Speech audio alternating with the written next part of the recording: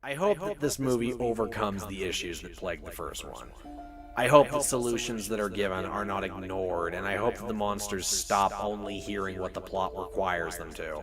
Yeah, remember that? That was back when I was in the bargaining stage. What an innocent soul I was. But fear not, because the last few years and the insanity contained within it has thoroughly clown-pilled me, and I am a film critic reborn. Are you ready to talk about A Quiet Place some more?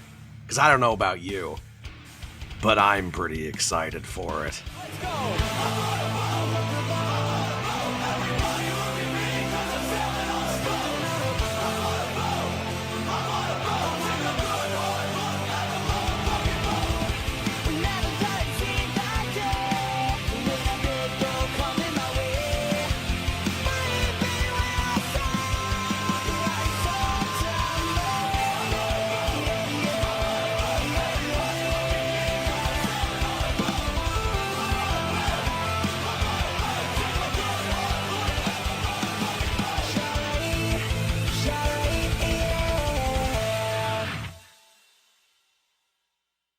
The thing that's most impressive about the Quiet Place franchise, and that this film I think proves, is that you can almost jump into any day and find anyone on Earth who's dealing with this situation, and you've got a compelling story. As dark as these movies can be, there's a certain hopefulness inside of them, in particular part 2 in this film. Human activity makes sound. The city is thrumming with life, and something is coming to snuff it out. They even spend a couple minutes just focusing on Frodo, what he's up to, moving around the city, skulking out some food and whatnot. I love that. I wanted that to be longer. That was my favorite section of the movie. A Quiet Place Day 1 is one of the strongest prequels I've ever seen. Not only that, but perhaps the most beautiful horror film I have seen all year. And Djimon Hounsou from A Quiet Place Part 2 shows up in Day 1 for a brief but very effective role. And what he has in this movie in terms of his scenes is incredible. Some of my favorite scenes in this whole movie. Movie does not lean in further into these action big explosion tropes that I was afraid of. It instead leans a little bit more into its dramatic and emotional stuff that was also very present in the earlier two films. When I walked out of the movie, I thought, that was really good. I liked it. The more I sit on it, the more I'm starting to go, no, that was actually kind of great. You know, it's possible that there's a discussion to be had here regarding the overall state of Hollywood and just the entertainment industry in general. How not that long ago a movie could come out and stand on its own to create its legacy without being buried by follow-ups and spin-offs every 10 minutes. Cabin in the Woods, Tucker and Dale vs. Evil, etc., etc. I imagine you get the idea. It could be said that the entire concept of a cult classic would be almost impossible to achieve in today's environment unless you start going super niche and look solely at independent filmmakers. Now, let's not be mixing up words here. I'm not putting A Quiet Place on par with Tucker and Dale vs. Evil, far from it.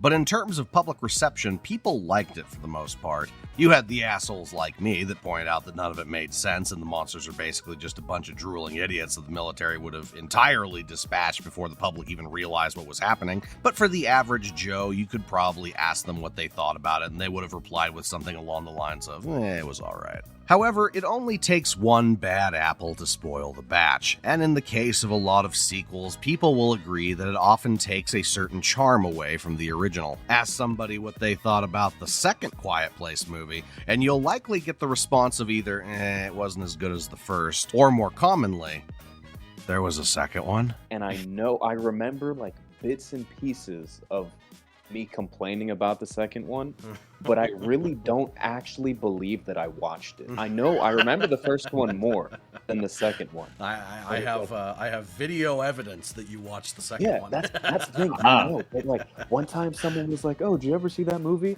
Like someone I personally know, like, and I said, I've never seen. I've seen the first one, but I've never seen the second. I was like, wait, no, yeah, shit, I have seen the second one. To clarify, what I'm basically saying here is that they should have just stuck with the first movie. I don't know what kind of profits this is turning out for Paramount, but I guess it's enough to justify making more of them. And thus we return to the world where nails are pounded through the underside of people's stairs and cutting power cords off of subwoofers makes them Bluetooth. If you hadn't picked up from the title, this is a prequel prequel film. Not only that, but we aren't following the exploits of the Abbott family, but instead focusing on a brand new character, which, honestly, yeah, that's a good idea. Not to say that I'm not eager to start making fun of the Abbotts again, but if we're approaching this from the perspective of wanting this to be at least somewhat engaging, the story of this family has already been told, and to backtrack on it would be massively counterproductive, because,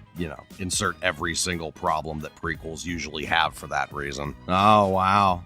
I sure hope Chewbacca will be okay. Damn. So, yeah, Paramount demanded a prequel and then somehow was convinced that it should follow a different set of characters. Half a point for you, I guess, Quiet Place Day 1. It's quite a beautiful thing, the Quiet Place universe. The lore of these films is so intrinsically broken, and it's paired with people who I'm surprised are capable of breathing and swallowing on their own. When it came around, the first movie was a nifty little concept that just needed a little bit of refinement in its execution. But then Quiet Place Part 2 came about and basically said, double down! Also, now these things can't swim, and basically nobody ever took advantage of that. Hell yeah! And now it appears that Day 1 has come around to offer us its latest dish of insanity that this franchise is somehow still able to offer us. Here's hoping for another lunatic reveal that makes these monsters even weaker than they already were. So far, we have high-pitched noises and water, so I'm going to put my betting hat forward and say that they have some weird allergy to something this time around. Maybe flour makes them blow up or something. We can only hope. But without further ado, dear viewer, let's dive right back into the glorious stupidity that is the Quiet Place universe. And I gotta say, I missed it here.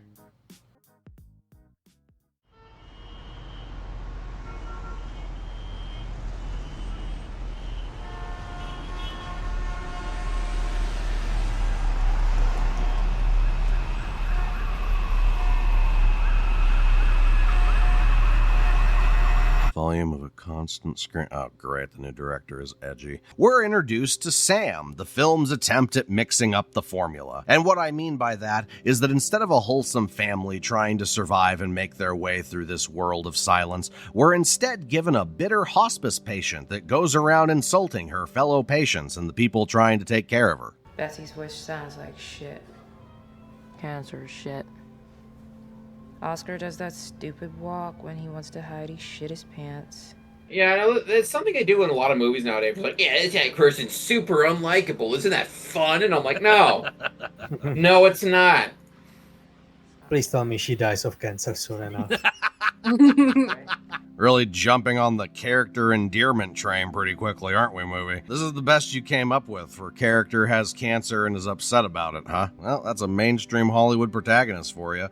Not sure what I was really expecting, truth be told. But Pendulum, you may be saying. Don't you see? This is clearly the setup of the character's journey from being an asshole to not being an asshole. And regardless, she has a fairly relatable motivation for being a gigantic meanie head in that she clearly believes that life has unfairly wronged her and unjustly taken a future that now can never be. And yes, I agree with you. But man, if you think there's going to be any kind of self-reflection or character development here, you've clearly never seen a Quiet Place movie before. I mean, the marketing alone has made it pretty clear that they're really only expecting you to connect with the cat. But with that said, fair enough, theoretical opposition that I've created. I'll withhold this criticism against Sam until we get further in the movie. This is her story after all. Perhaps I did jump the gun a bit. Probably not, actually, but we'll revisit when we have more information. So this dying thing is the character that we're gonna follow and hold on hope for through the whole fucking movie. Gee, I wonder what happens in the end of the movie. It is a mystery.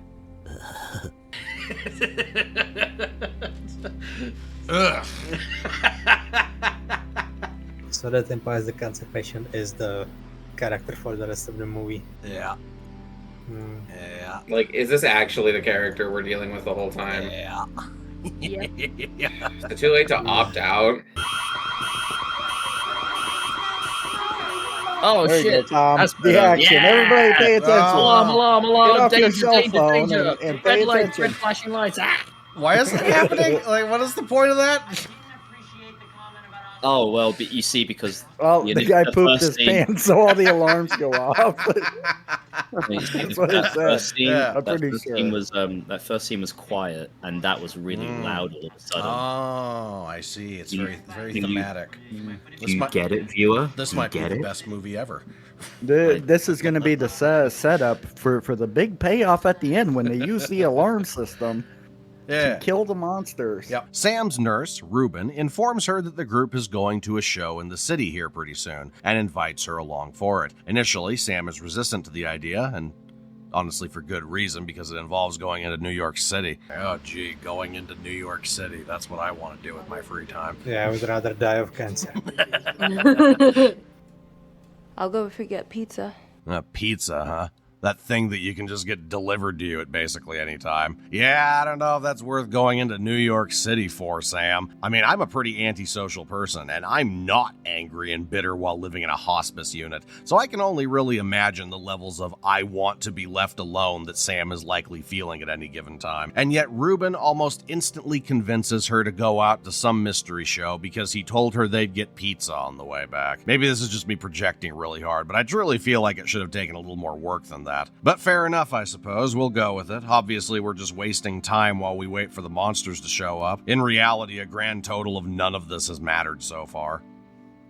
Hey, do you suppose that cat's ever going to make a single noise in this movie? Considering it's the main marketing material that Paramount has going for this film. I mean, I'm not implying anything one way or another. I'm just saying I could never get my cats to shut up for one 20-minute recording. Okay, this calls for advanced mode with an intangibility bonus. Okay, I have an issue with how they're talking about everything.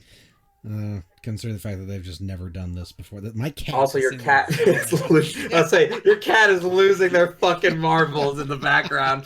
I was all of a sudden, I was like, "Who's that noise?" I hear,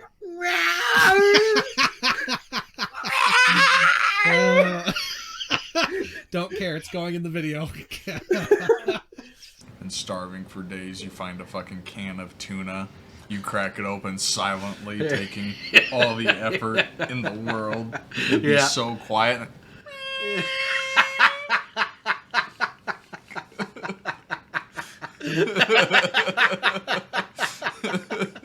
I'm predicting a scene where this character like hides under a bed or in a closet or something with the cat. And there's an alien inside the room, like looking around, and she's like holding her breath and covering her mouth, and the cat goes, and she's like, no. Do you think that that's going to happen, or is it more likely that she's going to be hiding and the cat's going to be sitting in her arms purring the whole time and the monster's just not going to react to it? Oh, that's even better. Yeah. Yeah, the cat will be like hissing really loudly and the alien won't react. And so the group is taken to the show, which turns out to be a marionette performance. Sam sees this and proceeds to complain about it. So, yeah, we're holding strong on the character endearment. Hi, I'm Man on Island. I'm reprising my role in this movie, so the audience doesn't forget what universe this is connected to. I'll be treated as a supporting character for the next 10 or so minutes before the movie all but forgets about me. Hope you've seen Quiet Place too, or you're going to be completely lost on who the hell I even am. Oh my god, it's Man on Island. It's Man on Island. Man on Island. Are you allowed to bring a cat into a theater? Like, maybe if you it's say an emotional support cat. Yeah, if it's an emotional support cat. Well, I think that's what they're saying that it is. Like, that's well, is that even a thing? I mean, no, but people say it is. Yeah. I mean, it's a thing for dogs. Like, dude, I don't think you realize like what people can get away with by like in America just by saying just like, hey, this is my service. This is my this is my not get triggered animal. Yeah, this is my service hamster. Yes, literally. Like, actually, dude. Like, it's discrimination to deny you.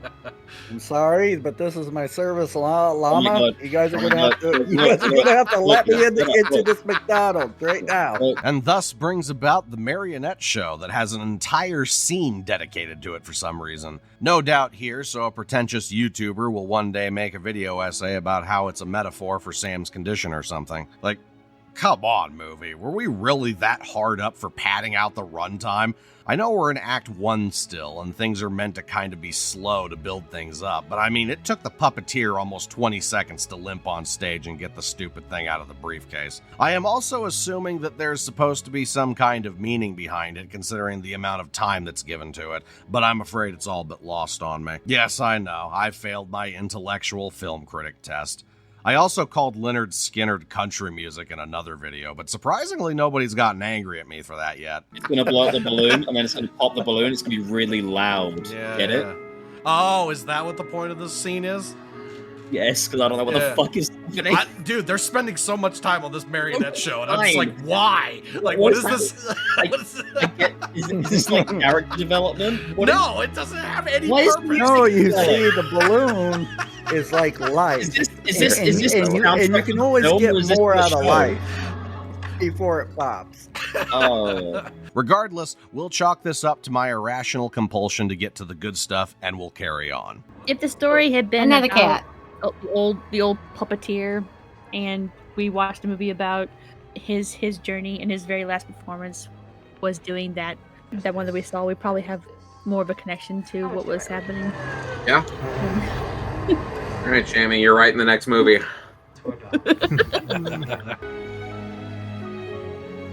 Oh no! The balloon's gonna pop and it's gonna alert the aliens before they turn up. Oh no! The aliens are gonna hear the balloon popping from space, and they're gonna be like, "What was that?" Oh wait, like, so this is this weird old guy. This is kind of a question I have. Did the aliens come on meteors? Yes. Okay.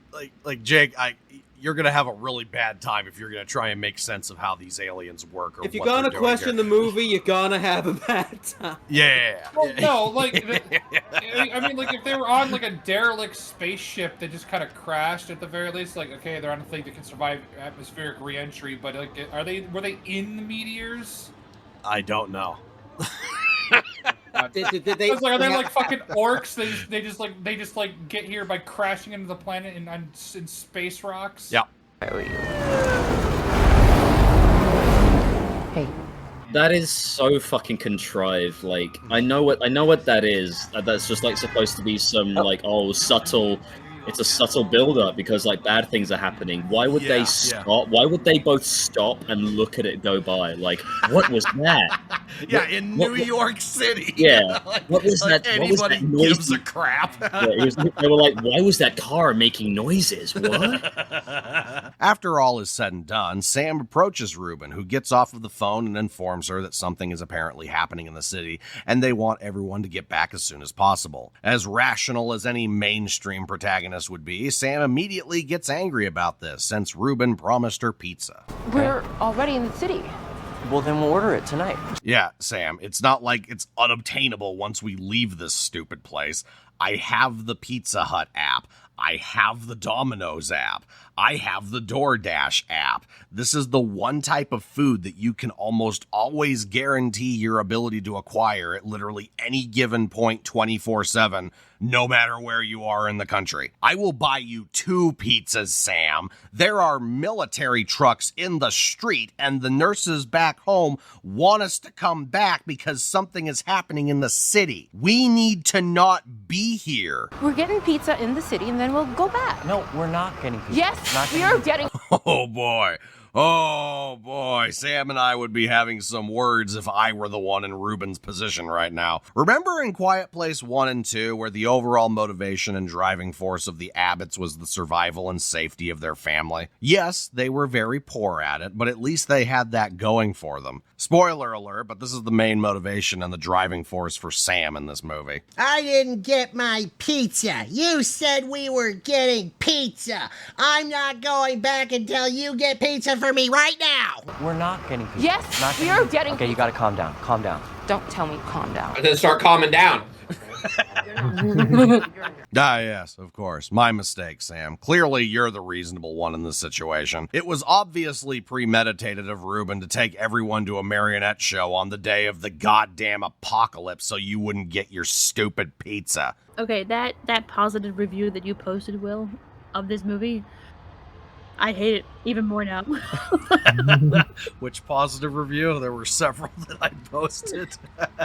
One of the best new franchises right now is A Quiet Place. Also, are people not aware that the meteors are coming? The military sure seems to be. I don't know what the hell they're doing about it, but clearly it's not much. And the people at hospice care are saying that something's happening in the city. What's happening? The meteors haven't even started touching down yet, and nobody can see them yet, apparently. Nobody ever reported that they were coming. Nobody looked into a telescope for the last 3 months. Everyone's just blissfully unaware that these things are coming, while also saying to each other, oh, the old knee's acting up. I guess the alien invasion's coming. Unless, of course, some of these rocks just did land somewhere else and nobody noticed them. Yeah, you know, the flaming balls of death in the sky. I guess everybody in New York City went to the marionette show, so they missed the first batch. We're being defeated by the pussiest creatures ever to invade the planet.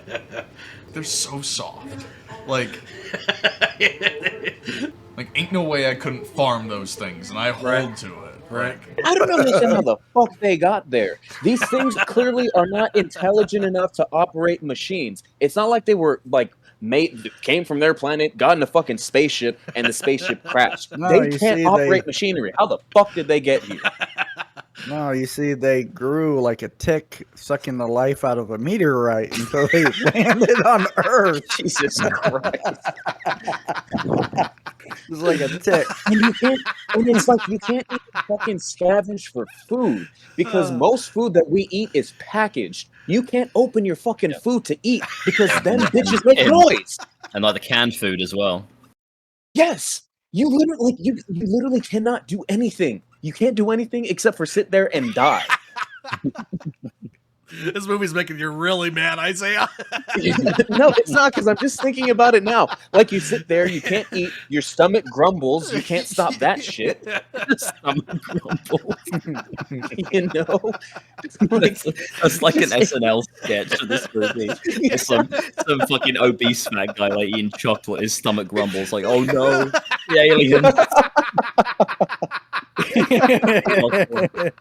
Like, I don't want to get killed. I don't want to get killed by the aliens, but I'm so hungry. I really want this chocolate bar. I don't know what to do. I know the aliens are just outside, but I want that Snickers. I really want to bite this apple, but I can't. Don't go crunch. I want to crunch this crispy apple. You bite it, you know, and then the alien just swoops in. Man, I really want to see what the military is doing right now.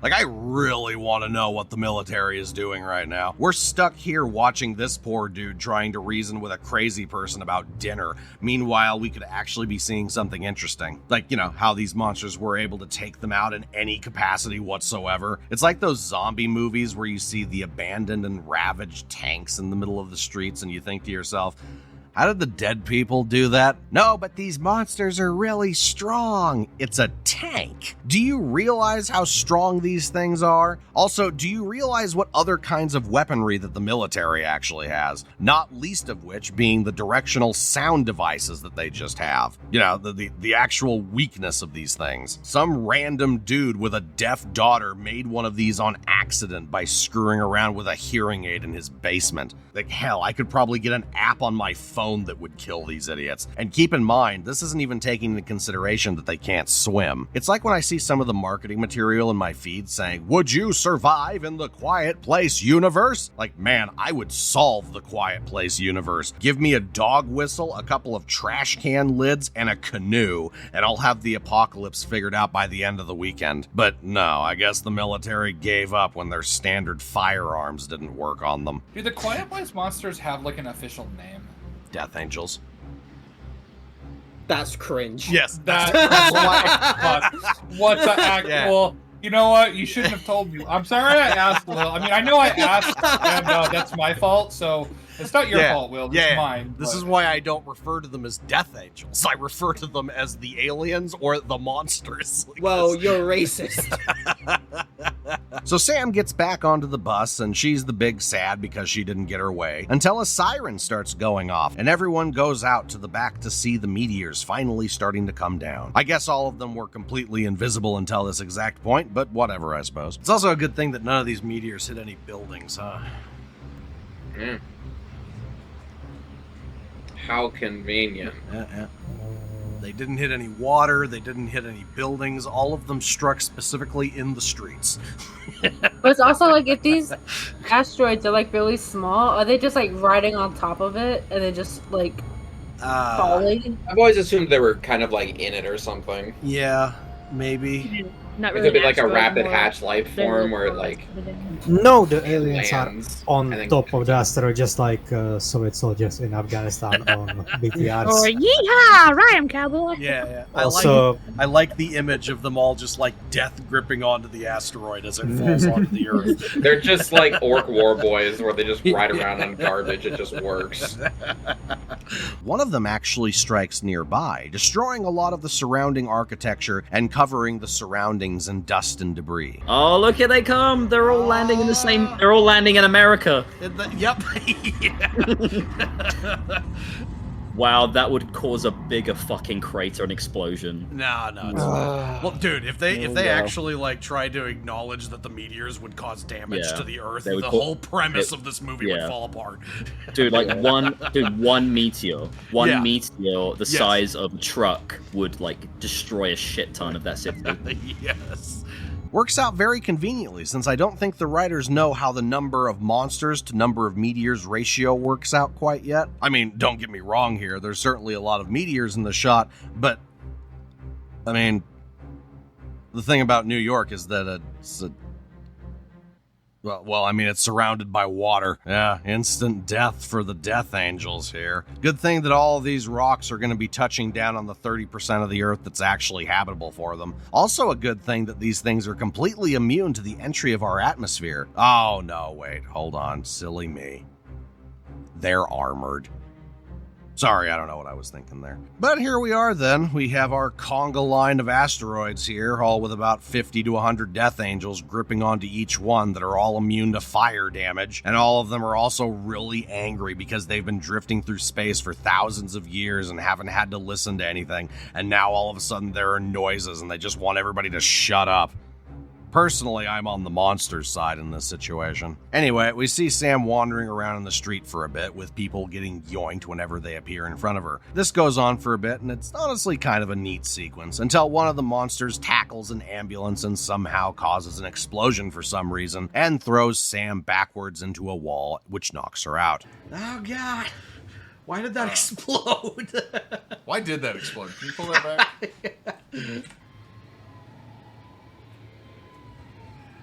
No reason. It hit something. Because it explode. The thing next to it exploded. Hang on. Like whatever's to the left of it is what exploded. I can't tell what it is. I can't tell either. Yeah. Nothing. Yeah, probably nothing. Like even if it was like a semi full of gasoline. Yeah. Now, before we go any further, let's get this out of the way. This is okay. This is pretty good. This is what a Quiet Place prequel should be. Pure chaos, because nobody has actually figured out that they need to shut up yet. This also, in turn, makes the noises from our protagonists far more forgivable, as the monsters are split in every other direction, attacking all the other sounds that are happening. I had a thought. If these things, like, evolved, like, because in the first movie we see, like, their head, like, on each side is just one massive fucking ear, essentially. Wouldn't they be able to hear you breathe?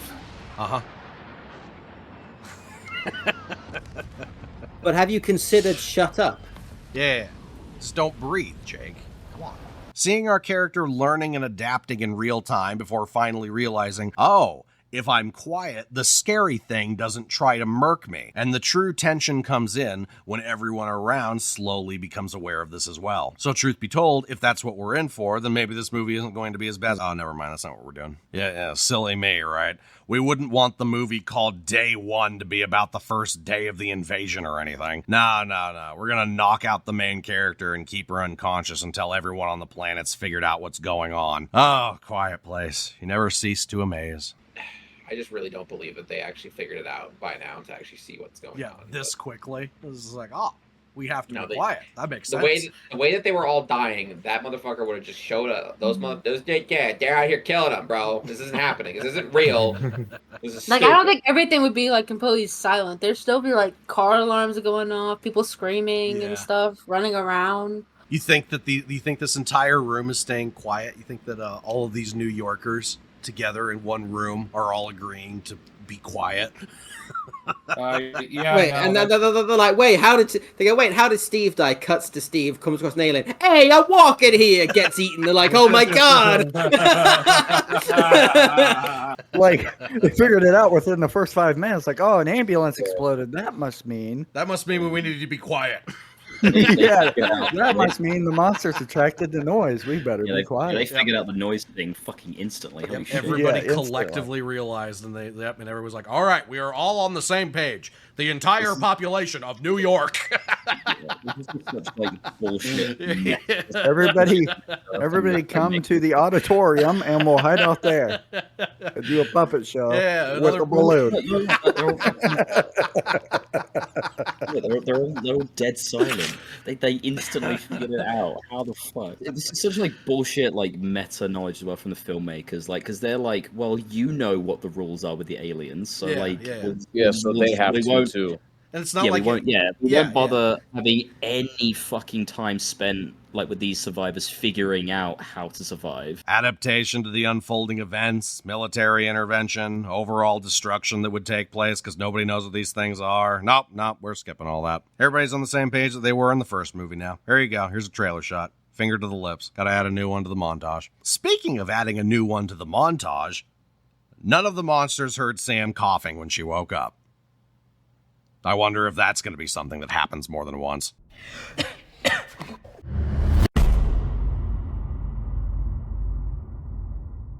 Also, thankfully, Man on Island just happened to be nearby at the exact second that she woke up, so he could put his hand over her mouth and silence her. Don't explain it to her in a way that makes sense. Let's struggle. She's like, dude, I can't breathe. Get your hand off my nose. I mean, yeah, what a way to wake someone up, eh? Just cut off their oxygen, make them panic. I wonder if they've given you a name yet. Not that it really matters, because your fate is all but sealed, but I guess they figured they could get some nostalgia out of you or something, so I wonder... Hey, look at that! He has a name now! Wow. Good job. You've been promoted to named character. How about that? Now I can't make that joke anymore. I don't actually care. I'm still calling you Man on Island. Back on the point, though, it sure is a good thing that this entire huge group of people are managing to stay quiet, huh? Not a single one of these idiots are making a single noise significant enough for the monsters to pick up on. Not a single crying child. Not a single grumbling homeless person. Not even an accidental bump into one another. Nope. Everybody here is 100% on the same page and completely and utterly silent. A lot of people can't control their sneezes, and they're always quite loud. Yeah, that too. Like, you guys know, like that annoying bitch that always tries to hold in her sneeze. That would be everyone. Rip anybody who snores. You can't snore. People fart in their sleep. Yeah. You know, you can't control these things. How have we not thought about this before? I don't know, actually. That's kind of an obvious one. These are all really obvious, normal, realistic things. Yeah. Now, not to draw too far away from the movie, but I believe that an interesting comparison could be drawn here. 28 Weeks Later opens with a group of 6 holding up in a small house during the rage epidemic. The place is dark, the doors and windows are boarded up, and everyone is speaking in low voices. A sense of tension is immediately set given the situation, as the audience would know from the first movie that these people are all inches from death at a moment's notice. On top of that, the movie gives us a nice little misdirection at the beginning, only showing the couple Dawn and Alice quietly conversing, leading us to believe that they are hiding by themselves, only to reveal that, of course, there are 4 other people in this cottage with them, making it 4 times more likely that someone is going to do something that's going to get them all found. And in fact, that possibility is already being teased to us, since one of the women hiding with them is waiting for her boyfriend to come back from some excursion outside, and someone else is getting a little too rowdy in his irritation at her hope. Now sure, the infected and 28 Days Later aren't exactly on par with A Quiet Place's Death Angels. They don't have super hearing, so our characters can, for the most part, speak at a normal volume, and they don't have to replace their dinnerware with lettuce. However, the difference between the level of tension and, dare I say, realism factor is astonishing, given the base similarities between this scene and the one in Day One. The first obvious thing to point out would be that in 28 weeks later, we have a small but still slightly too large group of 6, all hiding from these rabid monstrosities that will viciously tear them all apart should they be found out. The same basic concept exists in Quiet Place Day One, but instead of a small boarded up cottage, we're all hiding in an auditorium with like 50 to 80 people in here and a cat. Yeah, how well do you suppose this plan would go in 28 weeks later? Keep in mind that this is taking into consideration that the infected in the 28 movies do not have super ultra hearing abilities, and pair it with the fact that in this movie, these people get away with this, whereas the 6 survivors in 28 weeks do not. One small child and a woman looking out a window was all it took to get them killed. But thankfully, everybody in New York is on their best behavior today, and not one single person messed this up for everybody else. No, they got everybody on board with the whole be quiet thing really quickly. Like in New York City, they got all these people to agree to be shut quiet. the fuck up. They got a New Yorker. They got a room full of New Yorkers to shut up for more than 10 fucking seconds.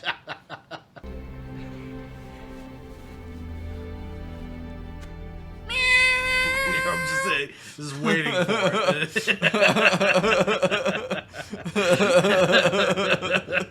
it. After the reunion with Ruben and the world's most well-behaved cat, the group hears a bunch of helicopters flying past them, all repeating the announcement that everyone should shelter in place and remain silent.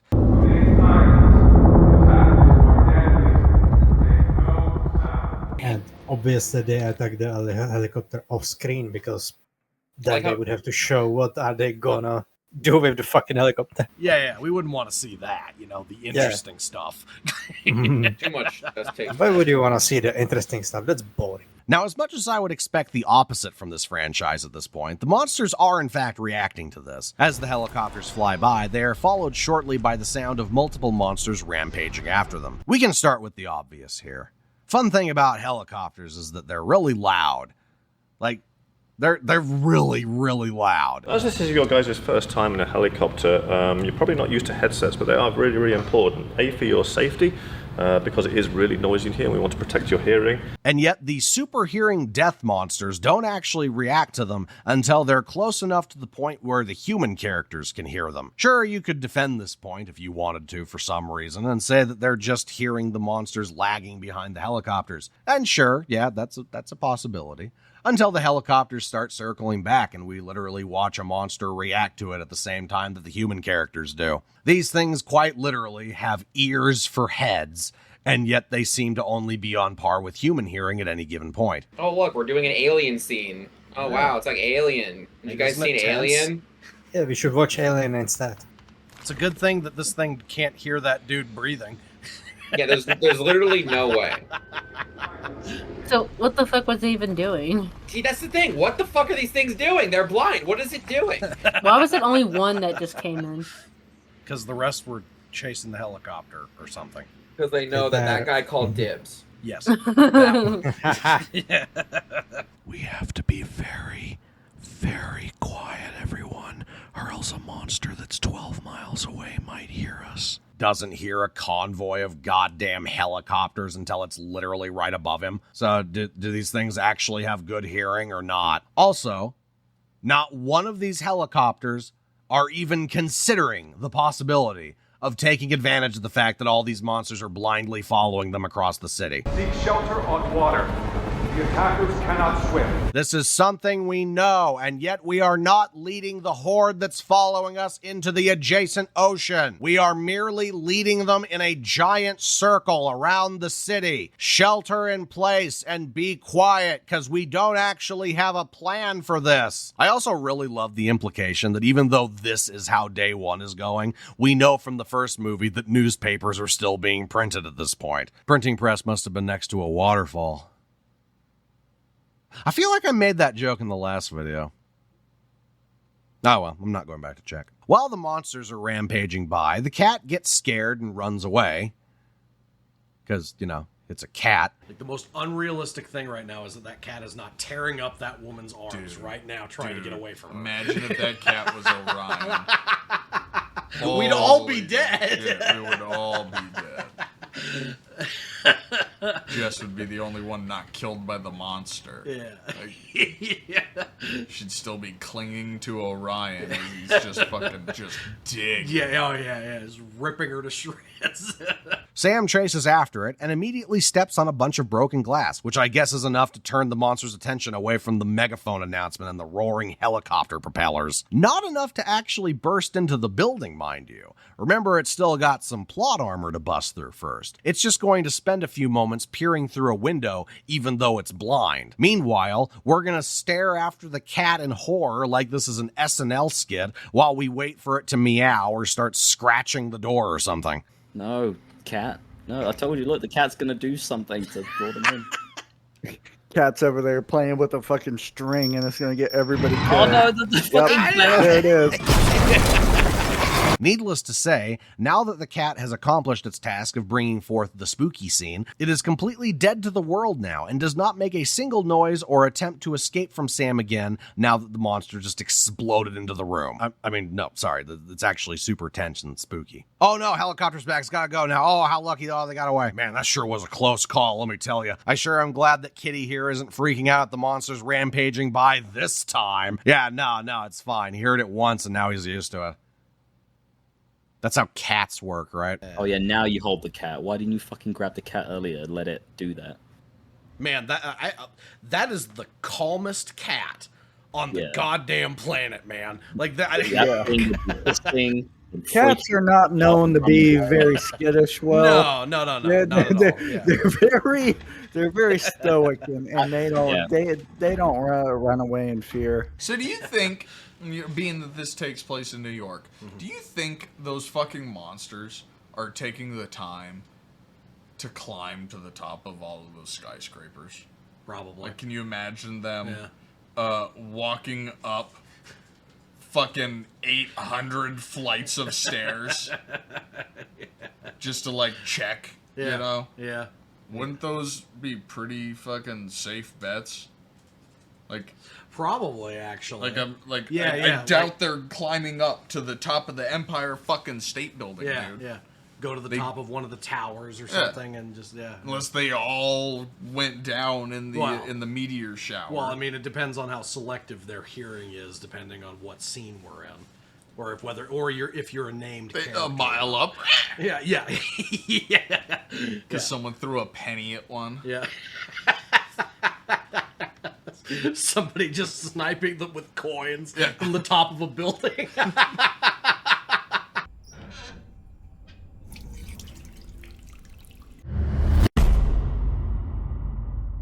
How can you think that turning on a faucet is safe? What are you doing? And then the water heater turns on and it just comes crashing through the wall. Like, I hear that! I feel like they would be able to hear through headphones. No, they don't. Well, you know. Now, the question is swirling in the air, is the military actually going to do anything about this? Because so far, they've done nothing but die and play Ring Around the Rosie with the monsters. What is the U.S. military, which is always so good at solving these kinds of apocalyptic issues in these movies, actually planning in order to stop the alien invasion that's currently taking place? They're going to drop bombs on the bridges. And yeah, that's about it. Now, I know what you're thinking. What exactly does that accomplish? And thankfully, I can confidently tell you that I have absolutely no idea. Why are they bombing the bridges? The military is bombing the bridges. So that They're trying to quarantine the area, Will. Yeah. Even though meteors landed in other spots than New York. No, listen, it's in case. Yeah, but, it's in case. No, yeah, it's in case the aliens. There's no, only it's in 4 case jets alien, in the military. They don't know that well. Look, they did it. Look, they did it just in case the aliens hijack a vehicle and try to drive out of the city. Oh, yeah, good point. Yeah, exactly. This eliminates that possibility. Yeah. There are only 2 things that I can even scrape from the barrel as possibilities behind this plan. The first of which being that they're doing this to quarantine the city and keep the monsters from getting off and into the rest of the world. Except, no, never mind. We just established earlier that they're all over the country already, so that's not why they're doing it. Possibility 2 is that they lured the monsters onto the bridges and then bombed them to drop them all into the water. Pretty good plan, actually. I mean, you could have just used a hearing aid and a single assault rifle, but that works too. The only problem with this theory is that there's still a movie that occurs after this scene, which means that bombing the bridges did absolutely nothing to solve this problem. So in the end, I can only conclude that the answer to the question of why are they doing this lies merely in the fact that they had leftover money in the budget and explosions make for good trailer shots. I mean, let's be real. This is a prequel spin-off. They need to put as much fluff as they can into the 2 trailers of marketing material that this movie ended up getting. Man on Island killed a guy while this was going on. Completely unrelated to the story. Doesn't actually have any relevance to anything going forward. Just thought I'd bring it up. Because I don't know. I guess the movie thought it necessary to. We're all gonna die. Oh yeah, be quiet. You don't want to be louder than the bombs. Yeah. Be quiet. They'll hear you over the jets and bombs. We're all gonna die. I'm sorry. Yeah. I'm sorry. Did he just break his neck? I think he hit his head too hard on the brick or something. I don't know. That was weird, man. I don't know what happened there. Totally logical. Totally Anybody put in that position would have did the same thing. Yeah, I'm gonna grab your face and then I'm gonna swing my hand a little bit and then it's gonna snap your neck, I guess, or bash your head against the wall and that's gonna instantly. Yeah. Like, be quiet.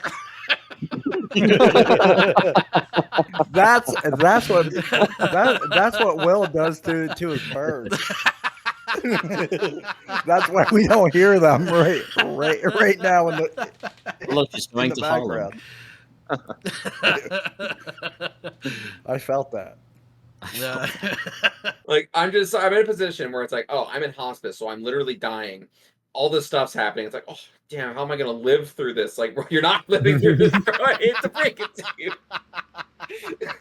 You mean? But never mind that, because we've arrived at the grand conclusion of Act 1 of the movie. For those unaware of the old 3-act structure, this is essentially the point where the characters are fully introduced, the stakes have been set, and the groundwork for the often meatier Act 2 has been laid out. In a lot of instances, Act 1 will end with the main character making a choice which is considered far more important than any other choice going forward, as it is the proverbial building blocks for the remainder of the story. Alan Grant and Ellie Sattler agree to visit Jurassic Park. Luke Skywalker decides to join the fight against the Empire. Frodo decides to take on the burden of the ring. John Hurt sticks his face into something he obviously shouldn't. A group of idiots agree to go play Truth or Dare in a haunted cartel front. You get the idea. It's a big turning point for the movie. It's the point where we truly know what we're getting into, and the foundations that have been laid before us are showing the first signs of growth and progress. And so, dear viewer, you may be wondering, what narrative-defining choice is our protagonist going to make that's going to shape the remainder of this epic tale? Well, I'll tell you. She's gonna go get a pizza. And, yeah, that's it. Remember that thing she was being so super reasonable about earlier? Hell is raining from the sky and she's all but throwing herself on the floor in a temper tantrum because the hospice nurse won't get them takeout before getting his patients to safety. Truly righteous anger on her part, I would say. I don't want to argue with you. I'm your friend, okay? And You're not my friend. Well, that righteous anger has finally come to a head, because now she's stomping her foot and saying she's going to hold her breath until someone brings her pizza. Truly, we've reached the cinematic levels of all the classics at this point. No, we made her look like an unreasonable, crazy person earlier because her dad used to get her pizza. So you know that's why she wants pizza. I don't know, man. She's being petty and unreasonable. There's no deeper meaning to this. You hear me out there, YouTube film critics? There is no deeper meaning to this nonsense. There was deeper meaning in the funny Tower movie when Becky asked her dehydration delusion why she didn't catch the bag. But yeah, anyway, that's where we're at. Sam's gonna pull a Zombieland in a movie that is not supposed to have the same tone as Zombieland and go look for the world's last pizza. Well, then That must be like the best pizza ever. I doubt it's that good, honestly. Yeah, because it's New York pizza, so no, it's not. I'm glad you said it so I wouldn't have to. This is another one of those movies that I will only watch this once, Will. Yeah, I understand. And while Ruben is blankly staring at her over this ludicrous decision, they are interrupted by the lights going out. Because, you know, apocalypse movie, the power is going to randomly go out at some point. Pretty standard. However, this is shortly followed by the roaring sound of a backup generator sputtering to life, which throws the duo into an immediate panic. And critical thinkers these people are not, because their first instinct to hearing a loud noise in a world where loud noises get you killed is to frantically sprint towards the thing making the loud noise. Oh, but that's not fair, Pendulum, you may be saying, because Ruben's going over there so he can turn the generator off. And yes, because clearly that's going to make a difference now. The monsters will probably just dismiss that loud engine roar that popped up for a few moments. The sound has been made, Ruben. The toothpaste ain't going back into the tube. There is no logical decision here that does not involve avoiding the generator now, because it's about to get swarmed. But apparently not, because even though a single bell jingling was enough to make one instantly burst through the theater's front doors, the sound of a generator running is a little lower on the priority list, because Ruben somehow had enough time to get up to the generator, screw around for a second, push himself to the back of it, and then flip the lever that turns it off. All the while, the surrounding monsters in a 3-mile radius all collectively forgot how to hear things, because this entire ordeal takes place without a single one showing up. Oh yeah, that's the quiet place action I've been waiting for. These things have really good hearing, everyone. We have to be very quiet and use sign language to communicate or we're gonna die. I was gonna say, like, I wouldn't even have turned the generator off. I'm like, that's a perfect excuse to fucking leave. If they know the rules of these aliens, the aliens would just be like trying to fucking bite the generator to death. Yeah. And if they're ignoring the generator, then cool. Guess what? By the logic of this movie, you can now talk normally next to the generator. Yes. So good job, Ruben. Not only did you just rob our little community of morons here of electricity, but you also robbed them of their own personal waterfall. Comfort and safety were torn away by your actions because the monsters were looking over their clipboard saying, no, don't attack that one, Frank. That's one of them constant noises that we ignore for some reason. Like, I mean, like, the waterfall one makes sense, so it doesn't, you know, like, I'm fine with that one, because it'd be like, yeah, maybe they first went there when they first saw the waterfall, but after the 15th time, they would continue to say, like, nothing's here. Like, well, maybe that thing's not a real food. Like, so there's, you see one in the water snapping at the waterfall like a dog. There's nothing here, Tim! Yeah. I told Billy that the waterfall was food. Oh, it's priceless.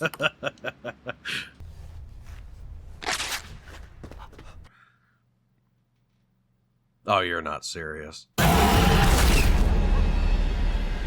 Oh, okay. Well, damn, I don't really know what to say about that. That's why I refuse to accept it. Yeah, I refuse to accept that. Why was it Like- delayed? It was right I refuse to there. accept If it was right, oh fuck this movie! It didn't hear the generator, but it heard him ripping his shirt off the generator. No. That is unacceptable. Yeah. This is. But also, that creature was just standing there in the darkness, waiting for him to turn the generator off to be like, I really want this guy to rip his fucking shirt. I swear, it's like they're literally just like, all right, guys, remember, follow the rules. We have rules of engagement here. We have to follow them. It's like, I could hear the generator. He's like, no, we wait. And then she's like, wait for the signal. Then he's the shirt rip. He's like, it's time.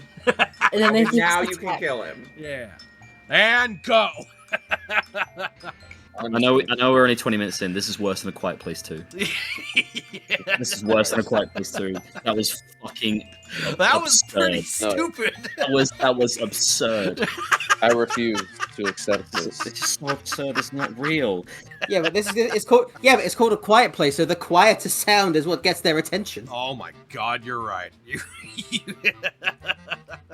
We just had this giant fucking generator make this loud fucking, like, it was shaking the earth basically.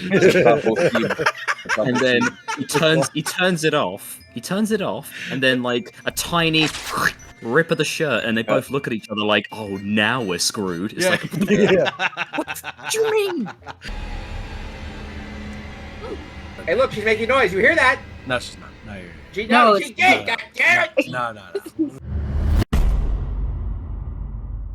A generator piercing the silence like a bulldozer? Yeah, we don't care about that. A single piece of cloth ripping? Say no more. We're zeroing in on that puppy. Well, I mean, I say we, but only one showed up, so... I don't know, man. There's so much wrong with this scenario that I don't even know where to start with it. Is that would you say that is the stupidest thing that we have seen in this franchise? I think in the franchise it's up there. I think it's up there. Yeah. It's pretty. I would have to like think about the events from the past two films, but at the moment, like this is like up there because I mean recency bias is a thing, but is the like 14-year-old boy with his the bear trap, you know? Bear trap, yeah. That is stupid. Yeah. And the cutting of the cord on the. Man, there's so much stupid crap in these movies, man. There's on the speaker. I suppose after it was done killing Ruben, it didn't figure there was any reason to stick around because apparently it screwed off after that. Yeah. Why are we now calm? Isn't there a fucking alien roaming about in the building? No, it's gone now. Yeah. Oh, okay, that's fine. It probably had another shirt rip. Yeah. It's time to put in your earphones and blast music. Wasn't there like fucking hundreds of them inside an auditorium? Like, where's everyone else? Yeah, right? Is everyone else? Are they like somewhere else? Or is this the same Everybody place? needs some private time, Tom. That stupid alien came in, killed that one dude, and then just left. And fucked off, yeah. There's a whole fucking buffet in the auditorium downstairs. Yeah, but nobody's ripped a shirt in there. Oh my god, this is some... I'm sorry, this is some... This is some Zack Snyder level of padding with these fucking scenes. Holy shit. Remember how if a sound happened in the first or second movie, the aliens would show up and then they would stick around doing their stupid listening thing? Well, apparently that wasn't an issue this time because we immediately cut to the next scene after Ruben's death. This thing showed up, confirmed the kill, and then carried on with its day. Presumably to run around in circles to snap at the air like a crazed dog as it can't reach the flock of seagulls flying above it. Really just wanted to get Ruben out of this movie, huh? It wouldn't have even mattered anyway because Sam just finished telling him that she was leaving. He's not going to show up again in the film regardless, but Michael Cernowski's out here saying, nope, we're murdering this dude. Time to make a scene that breaks everything 10 times over again to get it done. Really following in the old Krasinski footsteps, aren't we, Michael? These monsters will hear what I deem worthy of them to hear. But there we are then. That was, all that happened. That sure was something. Anyway, yeah, now we're starting our pizza quest, so let's get back on track now, everyone. Back to the important stuff, and... this Quiet Place prequel movie. I just don't see why we care about this character. Like, what's the point? Oh, you do? She has cancer, Taylor. But, like, why are we supposed to care? That's the thing. Yeah, you know what? A lot of people have 'Cause cancer. cancer You know who is doesn't? bad. Boogie 2988. He doesn't have cancer. Tom. Yeah, the swimming. Let me ask you this, Tom. At what point, like after you see somebody's shirt get ripped and they get killed, do you start walking around naked?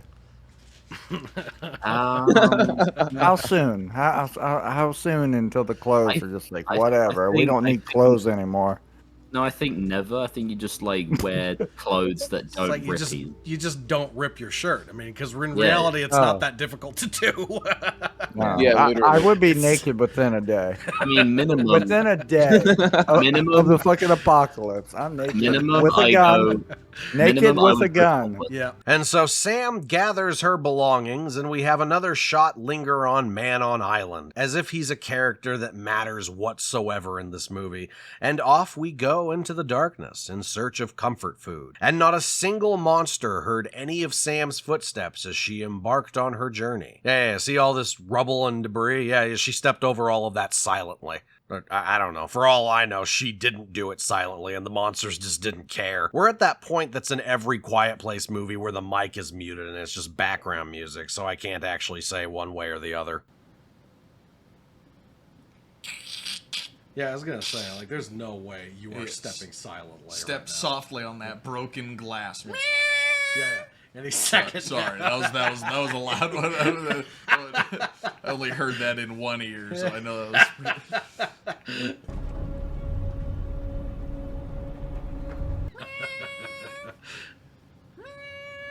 Oh, Ryan saw that can, and he would absolutely. Oh yeah, instantly, immediately start yelling. Yeah. It would be a problem because I would. I think the first thing I would do, given that. Yeah. That's hilarious. Yeah, meanwhile, the cat. That's hilarious.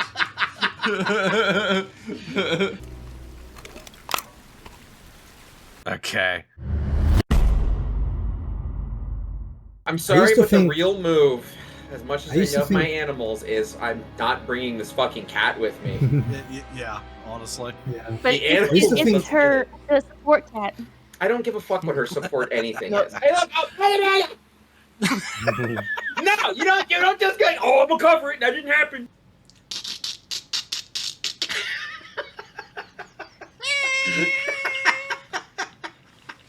Oh yeah, that's why. Oh yeah, the fountain covered it up. Yep. So, is they couldn't hear that? Really? Like underneath that waterfall, they couldn't hear that? Are you fucking shitting me? Oh yeah. This is consistent with the first two movies. With the CGI oh my God, squirrel. Child.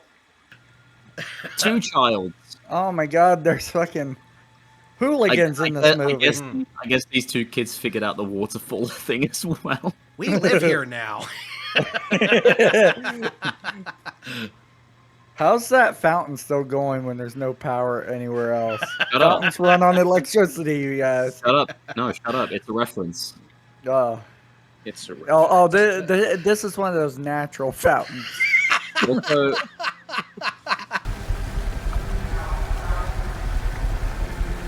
Both evacuations are beginning now at the South Street Seaport. oh look, the helicopters are making noise. Where are the aliens? Oh, yeah. There's a waterfall nearby, Tom. They can't hear the helicopters. So upon the announcement of the evacuation taking place at the southern part of the city, Sam and her two random children that she picked up along the way are greeted by a considerable horde of people that are presumably on their way to said evacuation. Look at all these New Yorkers. All these quiet New Yorkers. Yeah. Oh, man, what a nice change of pace. Right. Now, as we're watching this, I'd like to once again draw your attention to the first movie. Remember this? Remember the sand paths? The 8 tons of sand that the Abbotts just happen to have on them? They can hear so well that we can't even walk normally. Yeah, well, so much for that. I don't think it's physically possible for a crowd that loud to be quiet. Yeah, right? Yeah. Like, I don't think it's possible. Like, just the... No. Just like the amount of people just all stepping in unison. Yeah. Yeah. Remember in the first movie where they had this whole thing where they were walking on sand barefoot? Yeah. Also, it sure is a good thing that pretty much the entire population of New York survived this thing, huh? Had a couple casualties, but man, everybody got on that be quiet train pretty quickly, and they stuck to it, let me tell you. The military's out here self-immolating like they normally do in these kinds of movies, but the average New York civilian, the silence of a monk in his temple. Well, I guess that and the fact that these monsters are just straight up ignoring 80% of the noises that actually take place on this planet. Because I'm just saying, there is at least one guy in this crowd who's muttering to himself right now. On top of, you know, all the other crap that the movie is drawing attention to for some reason. Oh my gosh, look at this imagery, guys. It's the imagery again. She's going in the opposite direction. She's a loner. Oh my Remember God. that? Remember the shot on the There are so many people. Oh my God. There are so many people. The aliens don't hear this at all. That's crazy. Dragons. The dragons. Gravel. Oh, the wheels! Wheels! Wheelchair! The wheels are making noise. Oh no, wind! Why are they bringing attention to it? Yeah, really. They're like close up in all of the flaws. Like, look at this. Zooming in. Look at this one. It's like, and this one's doing this that the alien can't hear. It's so dumb.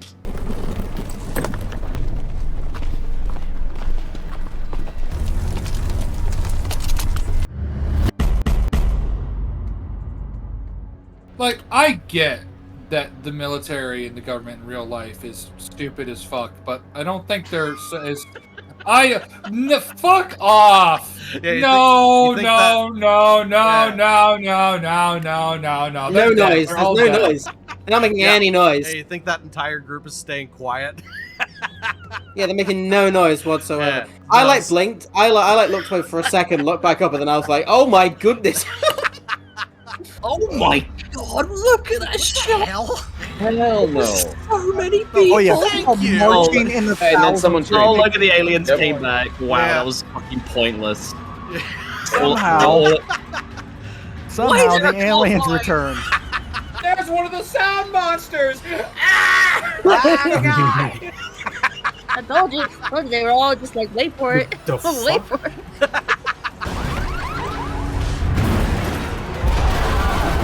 Why is there so much explosions? A car exploded. Why? Because. No! I don't accept that!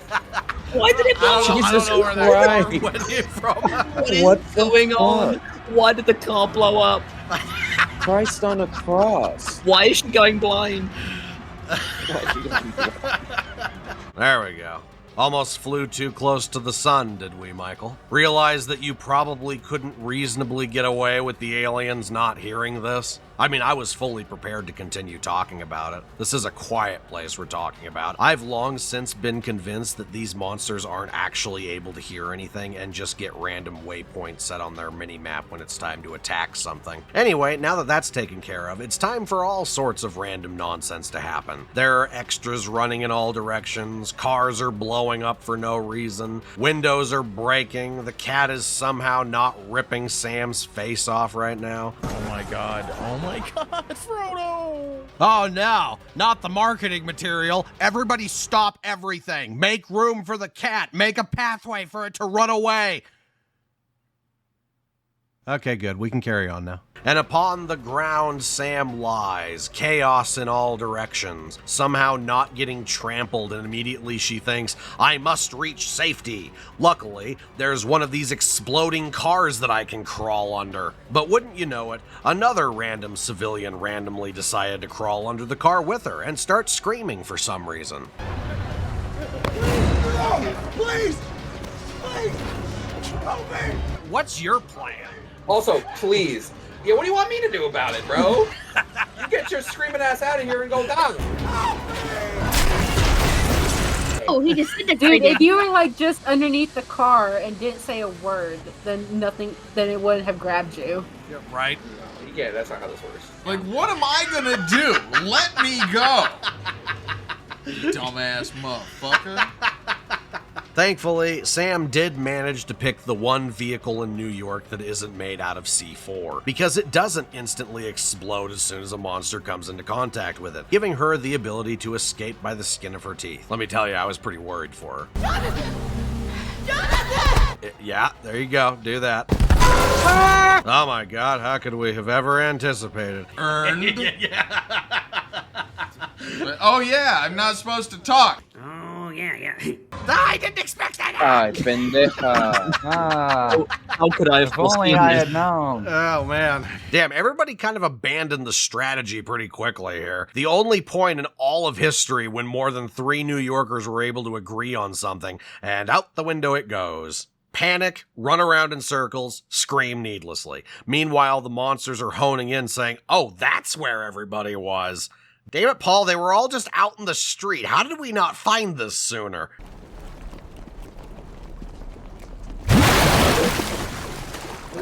What the hell are you doing?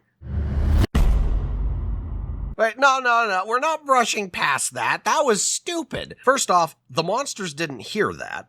Good job, like normal movie. Second of all, what the hell am I supposed to infer happened here? The subway's flooded for some reason, and Joseph Quinn just popped into existence inside of it. What kind of introduction is that supposed to be? He lives there.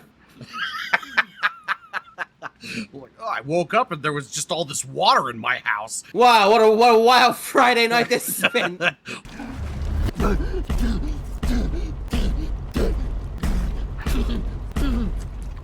Wow, that's a loud splashing noise. Why is there It's a water flood in the fucking of- subway? Oh, no. There's always water in the subway during an apocalypse, I say. Have you never been to New York? Yeah. My dad grew up in New York. Every time you flush the toilet in New York, it goes straight into the subway. It goes to the subway.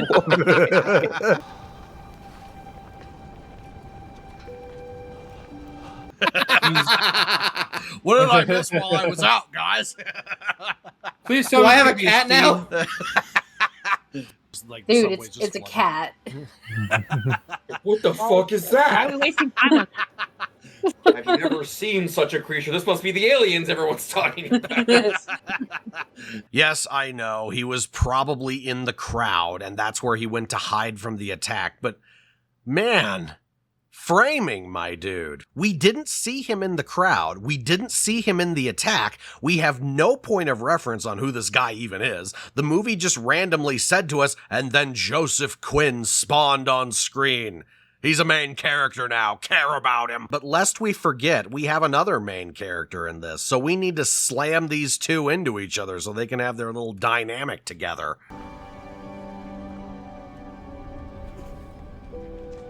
I followed your cat! I don't know why we needed like a 5-minute break of the cat like running around and then just coming back and finding it. What the fuck? This motherfucker followed the cat? Are we supposed to believe that the cat was like, follow me, human? Yeah, and then she's like, get the fuck lost, you know? Yeah. It's like, I followed this cat for nothing. I have found you a friend, master. He was wet, and I know how painful that is, so I drowned him. Man, I really have to say, randomly appearing British people aside, this is the most non-cat-like cat I have ever seen in my life. It has not made a single vocalization since the meteors landed. It gives zero resistance to being held for long periods of time, and it barely reacts to any loud noises, sudden movements, or horrifying monsters barreling past it. And now we see it tracking Sam down like a dog and returning to her after all that insanity that it just witnessed and didn't care about.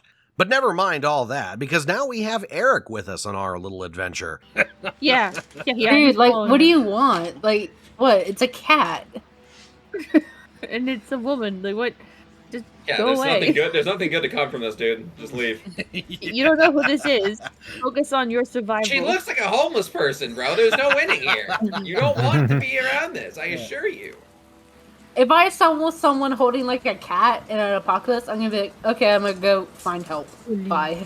And conveniently enough, it is now raining, meaning the entire world is now a waterfall, and our duo can speak among themselves without the writers trying to come up with an excuse on why the aliens can't hear them. And I have to say, the stupidity of that aside, if their hearing is as good as the movie wants us to believe it is, I can only imagine what the monsters must be thinking right now about this rain. Oh my god, what the hell is this? Lightning will strike once and all of their heads will simultaneously blow up. Hey, look at that. The apocalypse is over, everyone. After all of man's weapons and devices and all that. But anyway, I'm sure you're asking yourself the same thing I am at this point. Why exactly is this British man following Sam right now, even though she's clearly going in the opposite direction of the evacuation order? Well, don't worry, dear viewer, because we're not actually going to get an answer to that question. Seems to be a pretty common thread in this prequel. Like, he just saw a cat, and he was like, I'm gonna follow this cat, and now I'm gonna follow this lady.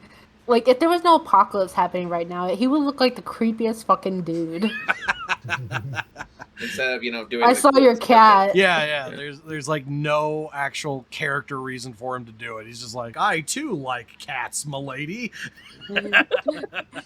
I guess. Like, if they didn't have to be silent, he probably would have been like, oh, you like cats too? I like cats. I had a cat when I was 12. Sam basically tells him to get lost and go to the South Pier so that he can evacuate with everybody else and be safe from the monsters outside. And he basically just replies with, but I'm scared. And no further explanation is given to us beyond that. Oh, well, okay. Well, that makes sense then. I'm scared of dying, so I'm going to follow the person who's going further into the danger zone. Pendulum, can't you see? He can't stand to be on his own. He needs company. Or something. Yeah, that's why, once again, he picked the person who's going towards the danger instead of the dozens of people still passing them by on the streets towards the safety of a boat. What about this one, Eric? This one seems to be having a bad time, and she's going in the correct direction. And she doesn't have an animal with her that could get both of you killed at literally any given moment. Why don't you go creepily attach yourself to this one? At least then I have one less thing to mock you for. Let's just get out of the rain, okay? Yeah, let's get out of the thing that makes it so we don't have to be quiet. A superb plan, if I do say so myself, Samantha. This is clearly the time to hunker down for the night. It's not like significant progress could be made right now during this period where you can just straight up get away with normal talking volume without getting heard by these things. There's no pizza here. We have to go. Yeah. And what luck is this? Just so happens they're right next to Sam's apartment building. How fortuitous. Which means that we get to make more noise that the monsters aren't going to hear during an exposition scene. Oh, yippee. Lucky for me, huh? Kick it down. Kick the door. It's okay, it's raining. Yep.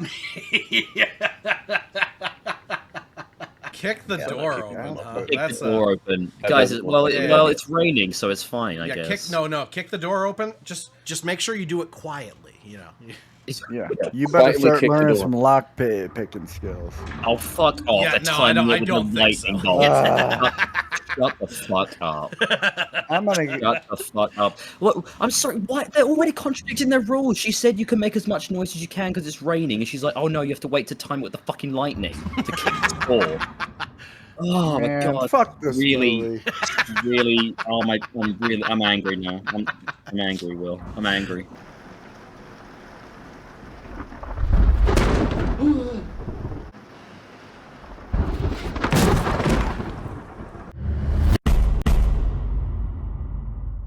Now, the real question here is how much do I actually care about the character building this movie is still trying to do for some reason? Yes, I know, an intellectual film critic would scorn me for stating such artistic blasphemy. In this movie, we're really looking at two people that are all alone, that find connection. Yeah, I get it. An opposing dichotomy is conceived by a 10-year-old. She's gonna die soon, but he's not, which means they're meant for each other, which means deep philosophy. And YouTubers everywhere said to themselves, oh, thank God, something I can use as an excuse to say that this movie is good. Oh, sorry, am I getting bitter again?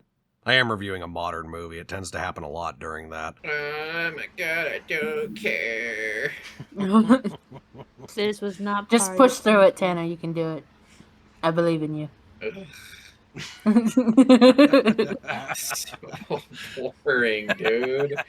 How do you make movies about aliens murdering the entire population? Boring. Right. I wanted to bore the audience to tears to make them understand how it feels to be living in a quiet place. Bottom line, none of this exposition matters. None of it has any narrative relevance. Eric came here for law school. There's your character trait, everyone. Dog, I don't. Important character building, Tana. There's no character building. There's no character. You just won't accept the character building. You're goddamn right, because it's terrible. I mean, I will when they do some of it, sure. Like, what character? Like, Pizza Cancer Girl and the fuck am I even supposed to call him? The Pussy Watcher? Other than that, we're reinforcing the pizza thing again, and Eric decides to go with her for it, despite it making absolutely zero sense for him to do so. That's retarded. Well, You're retarded. The thing is, right, is that I don't mind someone having like a dumb shit reason like this because they've got cancer, but you need to have a character that we like to follow as well as all this. But you've given us nothing else other than the fact that she has cancer and she likes pizza. Did you write this? You're a poet. Oh, there you go. There you go, Asa. She's a poet. You're happy now? Are you happy now, Asa? No, that doesn't explain anything. You didn't really sound like a poet. Yeah, I don't know if I'd go that far. Like, just because I write a poem, it doesn't make me a poet. All I'm saying. Then he reads some of her poetry, and the two start screaming over it. But don't worry, they screamed over the thunder, or something, so that means it's safe. I mean, yeah, obviously. These monsters are complete idiots that can't differentiate more than one sound at a time. This has been a thing since the first movie. It's just lucky, because these characters are also idiots, and are just assuming that's how it works.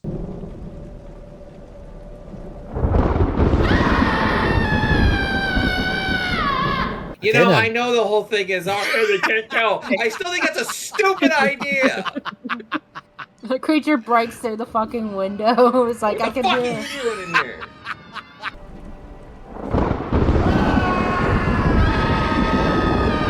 And the cat just goes, meow.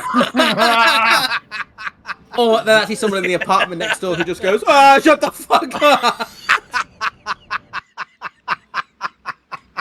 But you know, did you guys notice how we could hear her scream over the lightning? Imagine if you could hear really good. No. From like far away. No. That's Imagine that. No, the lightning That would covered be up. interesting. No, that's impossible. I hope these two dots. Yeah, the fucking lightning covered that up.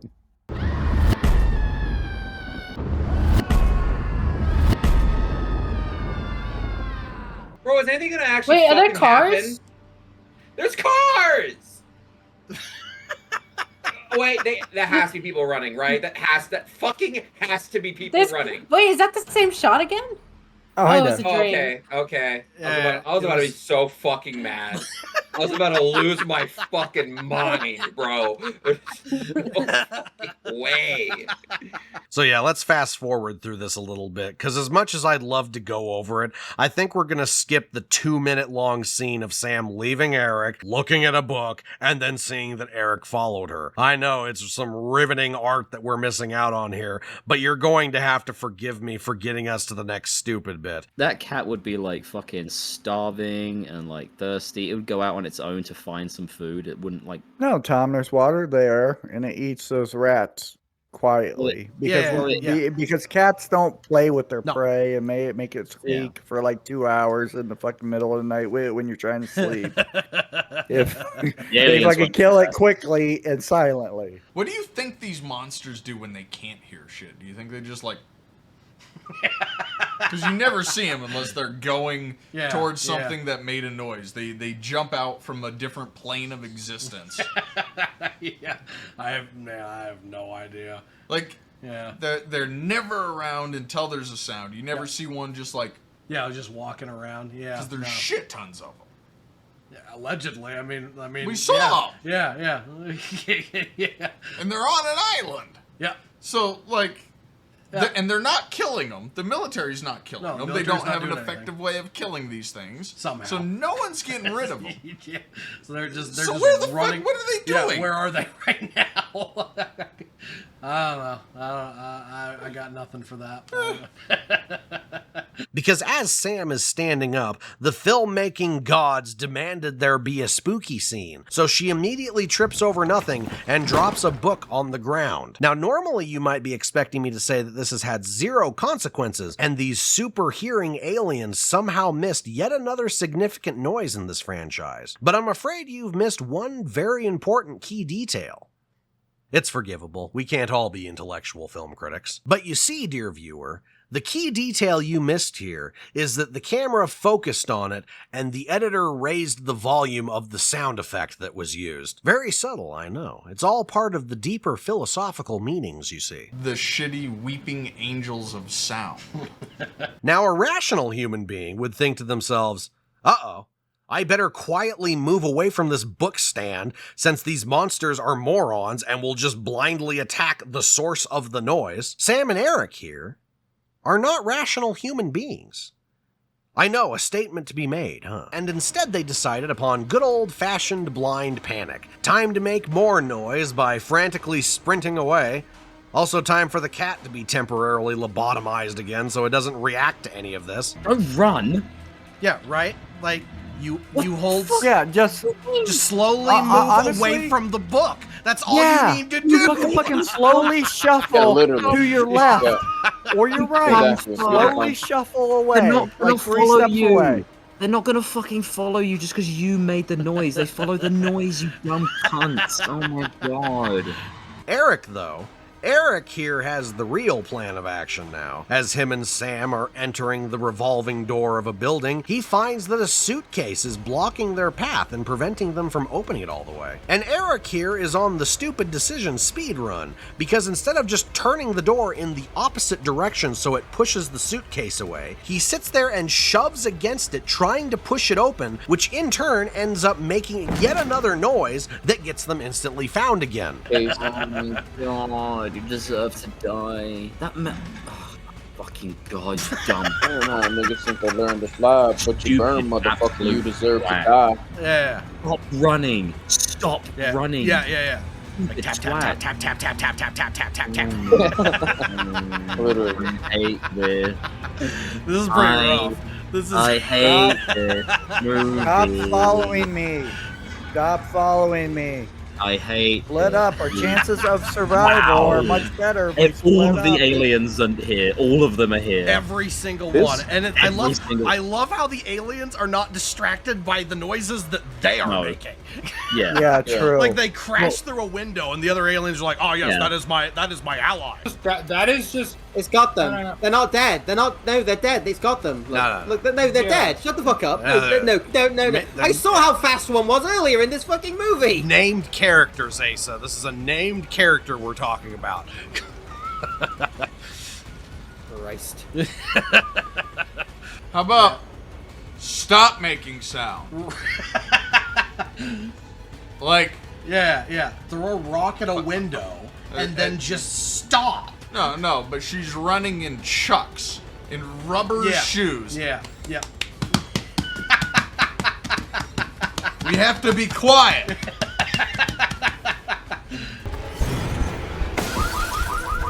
Oh wow, an actual smart move. The first of none. I'm only most of the movie. Holy crap, do my eyes deceive me? Congratulations, Eric, you've made this franchise's first intelligent decision. Oh, gee, these things can actually just be herded like sheep because they're all morons that just follow sound without giving it a second thought. It's actually stupidly easy and we could get them all into one place if we really wanted to. Huh.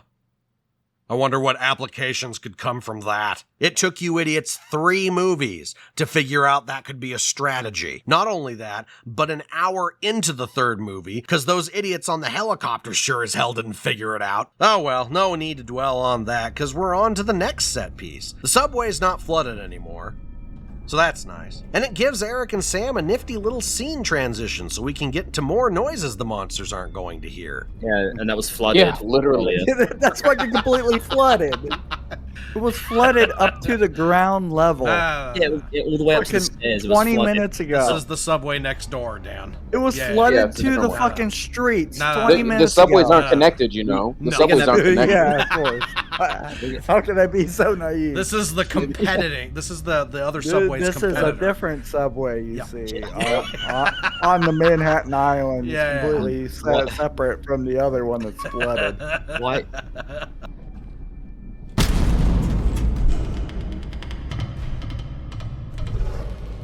Okay, no, that cat is just like, it's just like la da da da. I think this cat's on ketamine. Something, man. Oh no, it's coming down the escalator. Look at it slowly creeping down the escalator.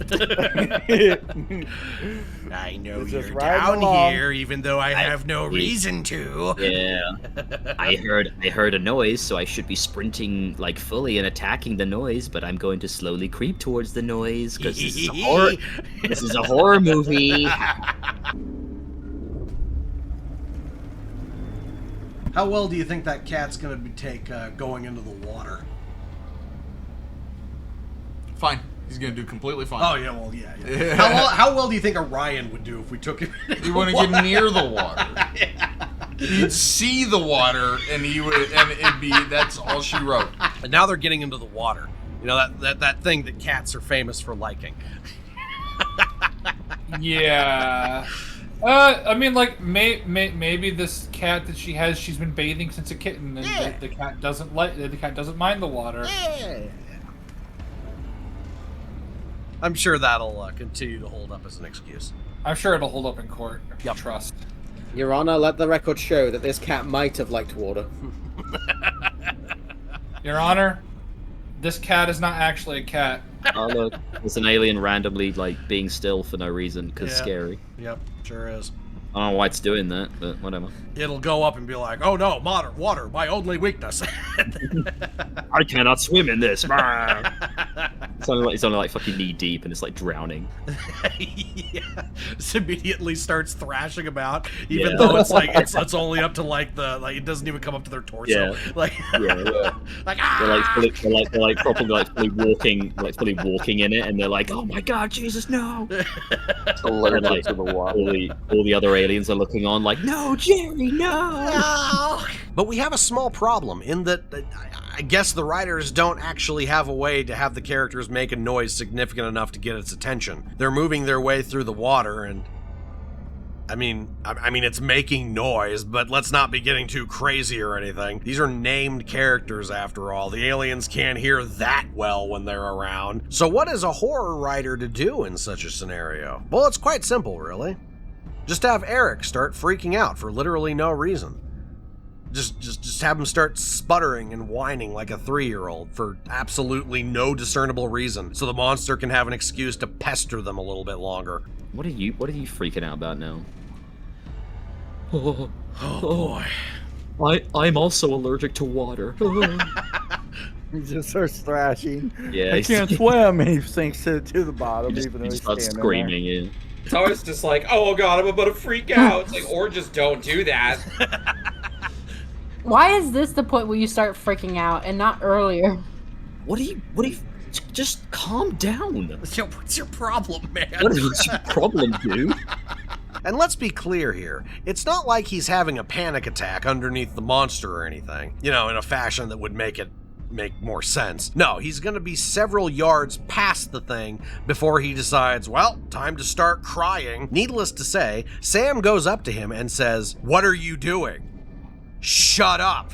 Shut the fuck up. You're a fucking... But unfortunately, all is lost, because you see, he remembered this really sad comic that he saw on Facebook the other day, and it's honestly just overwhelming for him. No, Sam, you don't understand. The Grim Reaper told the sad kitten that it had to come with him. Now, unfortunately for our duo, the monster hears this. Unsurprisingly. Yeah, it turns out that openly sobbing isn't on the approved not instant death list. Who would have thought? It's right there, dude. It's right there. You both are so fucking dead. Like, what the fuck? Like, you're dead so many times over. Yeah. Like, dude. Yeah, hey, guess what? It can probably still hear you. Yeah. Make sure you take huge gasping breaths before you go in and inhale some water and cough it out. Yeah. Like, do you know why he randomly just started crying in the water like that? It's a fear of water. No. I have no idea. And now we get to have another scene where I get to question the legitimacy of this cat as it proceeds to not care in the slightest about being entirely and hurriedly submerged in water. Yeah, Michael, you know, I have this really weird feeling that you've never owned a cat before, nor that you've ever looked at anything even remotely cat-related in your entire life. I can pretty safely assume that you are aware of their existence, but that's about it. There is no cat on this earth that would be okay with this situation, especially with how long it took you to get this idiot to drown itself. How well do you think that cat's doing right now? Great. Yep. Not caring the world. I honestly don't even know. Like, if Jess wouldn't let Orion go, and in the water you go, I have no idea what would happen just because it's not based in reality. Like, I have no way to think of how Orion would deal with that. I think it would end with Jess's arms would become crimson, is how I picture it going. You know? But Jess wouldn't let him go. No.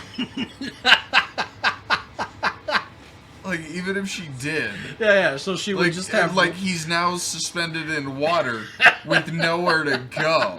So, like, what's he doing then? Is more like obviously he's gonna fucking carry Jess. Yeah, we'd be climbing out here right now. Jess would have, like, ribbons for arms. Man. Jess would be dead from blood loss. Yeah. Oh yeah, another point in that field, by the way. Oh no, I'm being attacked by a quiet place monster. I better go tread water on the deep side of the pool for a minute. Man, that scene from the first movie where the monster willingly submerges itself just becomes funnier and funnier with each passing sequel. All of a sudden, now they don't even know how to hold their breath for longer than 10 seconds, even though they don't need oxygen to begin with because they were all on asteroids out in space. But no, it's fine. Don't think about that one. That cat is probably drowning right now. Oh yeah. She's like, Wait, is it swimming? No. Oh, what the fuck? It's it like grabbed at its throat, like, oh shit, I'm drowning. Died of cringe. That's really dumb. It's like, oh fuck, I can't swim. That's the dumb part of this movie, Shammy. I'm saying it's really dumb. It's like, why was that one sleeping near the water? Like, if they can't swim and stuff, like, wouldn't they stay away from water? Now they don't. The water doesn't actually make noise they can see, so they don't even know what it is. Yeah. Man, that cat though. Man, that cat. That cat did not give a fuck at all. That is the most apathetic cat ever, man. Like, I don't understand. Like, look how calm it is. It's literally like, all they did was the reason they put the cat in is like, this is her character trait. She's cat. Look, there's like the cat's just chilling there. Wait a minute, the cat's just chilling there, waiting on her. Yeah, the cat went through all of that and didn't care. Wow. I can't believe the alien drowned. No, the cat fucking knew to meet him at the rendezvous No. spot of this random crater. No, Dan. What? They had the cat with them. Oh my god. Even more stupid. The cat's just totally chill with it. Like, thanks for carrying me. I'll wait on you while you climb up. Yeah, thanks I have to say, though, Michael, I'm quite disappointed that you haven't revealed a new weakness for me to point and laugh at yet. I mean, these idiots haven't even made the connection on high-pitched noises, which is a tragedy in and of itself because now I have nothing to put funny Alex Jones clips over. Magicians are more cool than Justin Bieber. Here's a bulletproof, and you can't stop us. Liberty is rising. The spirit of innovation is indomitable. Going into space, mathematics, quantum mechanics, the secrets of the universe. It's all there. Life is shining with its beauty. It's incredible detail.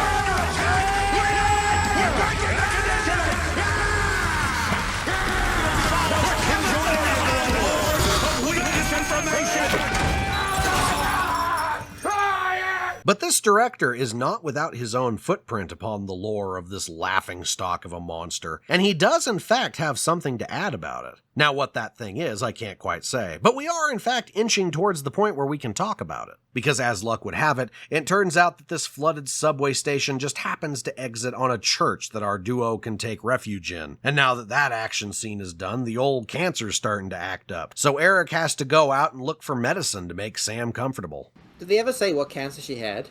No. She just has, she has polycythemia vera. Don't you understand? No, shut the fuck up. You don't get better from cancer, man. During this time, he's jump scared by Sam's cat, which makes a noise that the monsters don't react to. The cat's like, I'll lead you to the medicine this way. I'm just gonna say the cat was purring, so the cat. Yeah. They don't know what cats are either, so they don't hear that.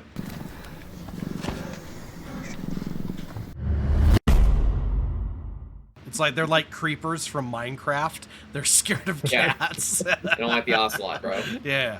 And after this, he proceeds to follow good old Mr. Whiskers into I don't know, into hell, I guess. What is this outside?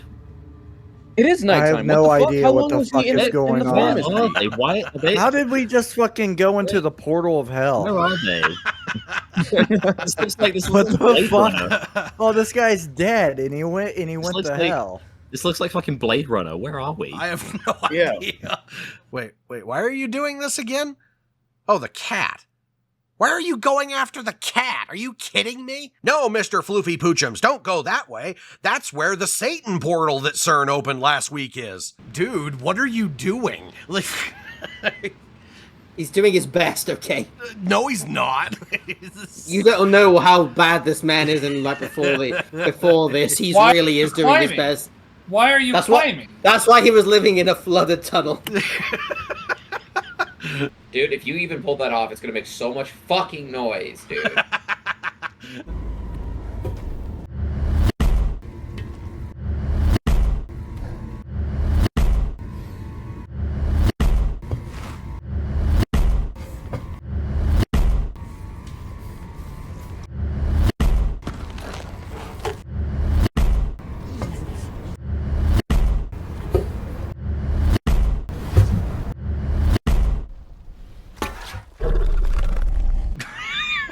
How can you not hear? If you can hear, you surely can hear him breathing if he's that close to you. Or at least his heartbeat, since it's probably beating like super fast. But I mean more like a practical level. Like if they can hear like a book dropping like 2 miles away, they can hear like they should fuck off. Hey, so you this is like, it's very obvious this is your first Quiet Place movie. Yeah, it is.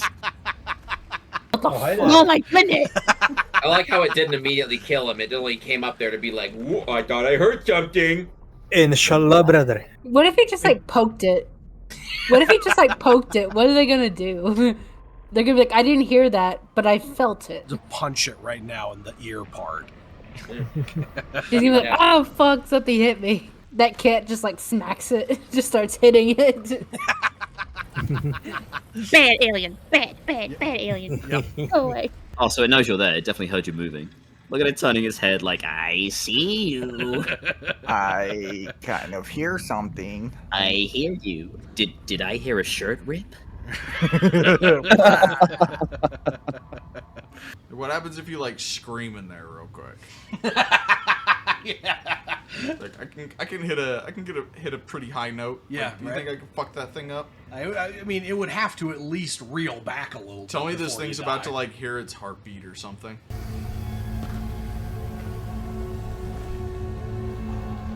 Cat just starts backing away from him. This dude's actually risking his life for this fucking cat. You are so dumb, dude. Fuck you. Okay, let's take this seriously for a second, because I really don't know what's going on right now. Yeah, wasn't he just supposed to be at a fucking pharmacy? What He is was in that? the pharmacy. Went to get meds. He went to the pharmacy. And he to get fucking meds, went- and now he's in hell. He was in the pharmacy. The cat shows up, and he immediately gets transported to a different dimension. Yeah, he went He's to the in- fucking he's in nether realm. doom. The scorpion's gonna pop out. The cat showed up, and now he's in Doom. He's on Mars. I don't know what's happening, man. He's in hell. hell. I know he's what in he hell did. He infested- fucking he's left Earth and he went to Venus. No, he's on hell. He's like, he's this on is hell. a safe planet. No, he's on hell infested Mars. Yeah, Like no, Doom. literally. At first glance, I thought maybe we were looking at a nest or some such thing. These mushroom things could be... I don't know. They could be eggs or something. But on closer inspection, it looks like there are some corpses littered throughout this area. So they're using dead bodies to make their nests, I guess? What are we doing? Oh, look, oh my god, it's an egg. Is that an egg? Is that What? an egg? Nerve, Is that what I this is can supposed to win. be? Is that an egg? Oh, we're getting new lore here. Oh, man.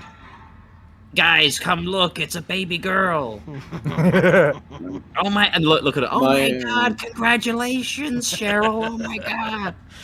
Let me look at the baby. But, nope, never mind, because now one of them came down and split one of the mushroom things open, and now they're eating it. That's congratulations. Why is this man here? Oh no, they're eating it. Okay. Wait. I don't understand. Yeah, what's happening right You now? went to go get this bitch some fucking medicine. How does this relate to that mission? I'm so confused. I I thought have we were no getting idea some what's kind going of- on. What's it eating? Is that a person? That's a good question, Jake. For another time. Wait, no. Is it eating an alien? That's a good question, Jake. For another time. Well, no. This is like one of the crash sites for one of the meteors, right? That's a good question, Jake. For God another damn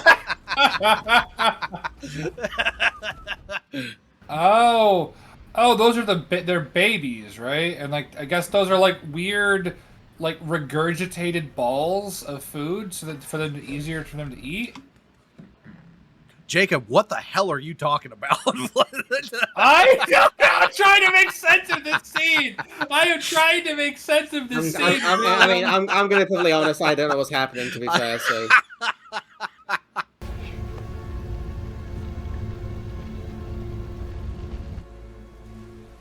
It's a lady. What was the fucking ball ripped open? What was that thing? That's a good question, Jacob. For another time. Wait, were those babies? They look smaller than the other one. What was Jacob, Why? This is a movie about pizza. You're not supposed to get it. Yep, nope, I have no idea what's going on. Hold on, let's see what the YouTube critics are saying. I will say this really reminded me of what we all witnessed with 9/11. Oh, that didn't help. What a surprise there. Okay, time to look at interviews. All I wanted audiences to take away from that scene was that the aliens have some sort of ecosystem on their own. I didn't really want to get into too much of the nitty-gritty of what it is or how it functions, but I just wanted people to know that these aren't just these kinds of lone, vicious creatures. And one thing that scene kind of alludes to, it's really not meant to be seen or fully understood, but the implication is that they're using people to grow their food, which I liked that idea that at the end of the day, these creatures were farmers. They're not just killing for the sake of killing. But it's kind of... I don't expect the audience to sort of fully understand that. It's just meant to be a little bit of a background thing. Oh. Well, that's stupid. What the actual fuck? If they could grow their own food, why? You know what? I don't What care. do you mean they were using it as fertilizer? Yep. Then what? Yep, sure. How can they grow their own food? What are they growing? Are they? Wait a minute. Are these things like vegetarian? So like they're killing people and grow They their. eat the people. They're just using them as fertilizer. Yeah. They had Wait a minute, but what happens when all the people are dead? Of all the worthless and, dare I say, personally disappointing reveals we could have gotten, ecosystem of their own. Of course they have an ecosystem. It's a living creature. What, was I supposed to expect that they were just killing people and then screwing off to do something else? Obviously Obviously, there's a survival reason behind it. That said, it is kind of funny because it's obvious that the entire reason that this is here in the first place is because of the online discourse behind it. For those of you who don't have this franchise laser focused in on like I do, there has been a fairly prominent discussion among the Quiet Place fan club regarding what the motivations of the aliens actually are. Though it's never explicitly shown or had attention drawn to it, the monsters never seem to eat or otherwise do anything with their victims, leading some people to believe that they're merely killing for sport or because they just don't like noises. Now, this is something that I've never brought up because it's entirely irrelevant to the plot. Now, would it be interesting to see what their intentions are?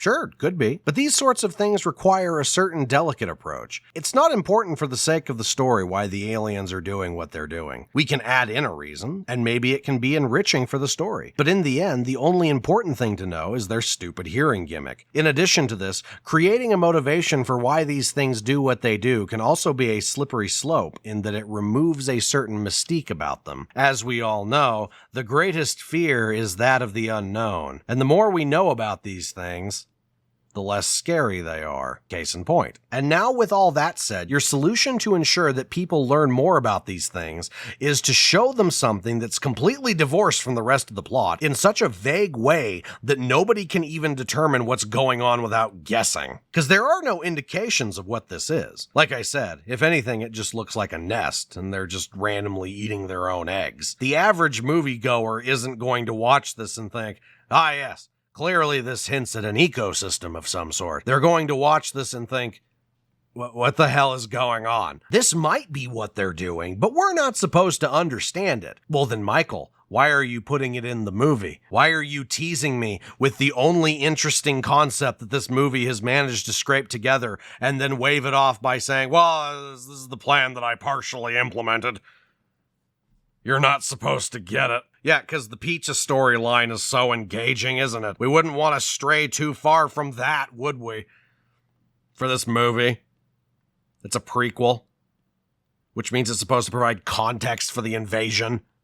Yeah, no, we wouldn't want any of that. Also, the implication is that they're using people to grow their food. What part exactly is implying that? This is keeping in mind that I really had to squint to see that there were even dead bodies here to begin with. And how are they even growing their food in the first place? Did the aliens all have little seed packets with them when the meteors all crashed into the city? What? Into a garden center.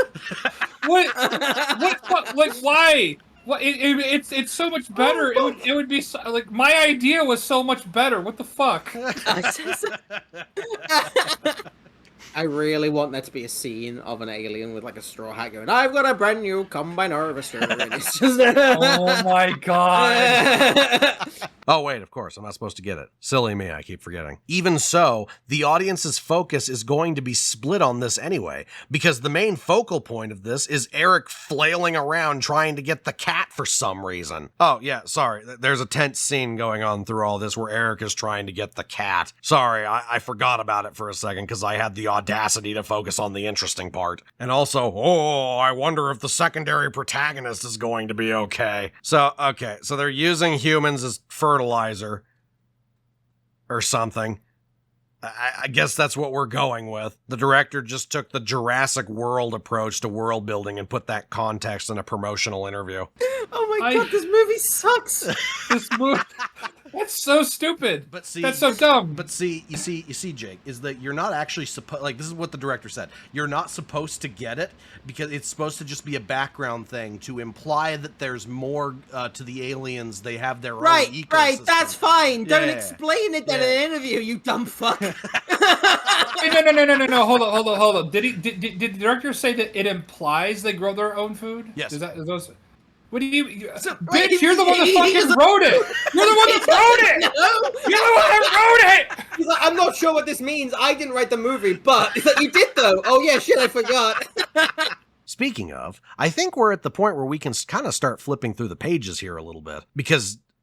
My God, we are over an hour into this movie and nothing has happened. It's pretty extraordinary, actually. You know, it's really wild how much. Different. Like, the first movie is such a better concept. It's still retarded for its other reasons, but it's just literally such a better concept than this bullshit. Man, I never thought that like the sequels for this movie would retroactively make the first movie better. Not to keep bringing this back to other movies, but man, there was more going on top of the B-67 TV tower. At least there were a progression of plot-relevant events that took place in the first two Quiet Place movies. For that matter, even just Quiet Place 2. Seek help by leaving the farm, find this poor dude who just wants to be left alone, ruin his hiding spot. Oh my god, the monsters can't swim, isn't that dumb? Oh look, there's an island over there, let's go over there. So far, day one has been nothing but the main character saying that she wants pizza, intercut with the occasional, oh no, monster attack, oh I got away. Oh no, another monster attack, oh I got away again. Oh, no. Oh, never mind, we're good. Man, fuck this movie.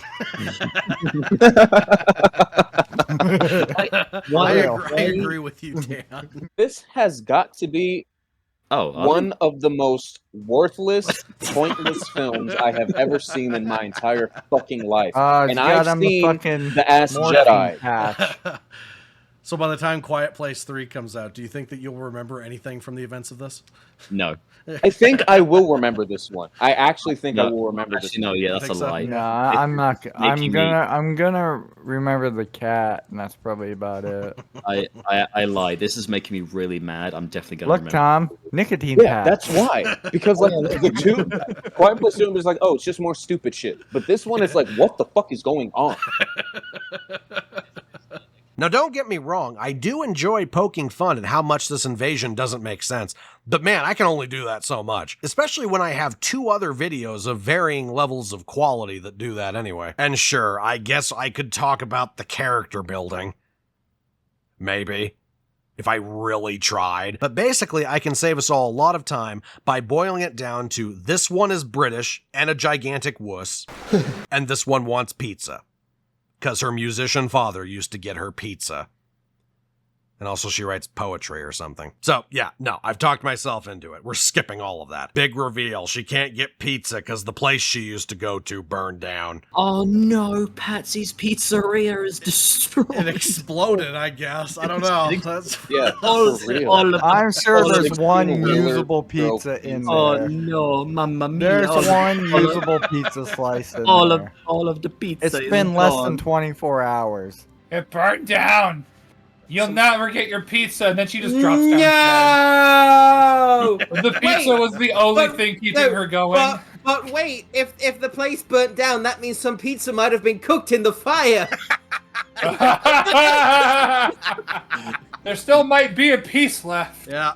There's a chance. Oh no, I didn't get my pizza, Mario. Oh no, mamma mia. Oh, is this the pizza place? Oh, no. Oh no! Oh, the pizza got burned.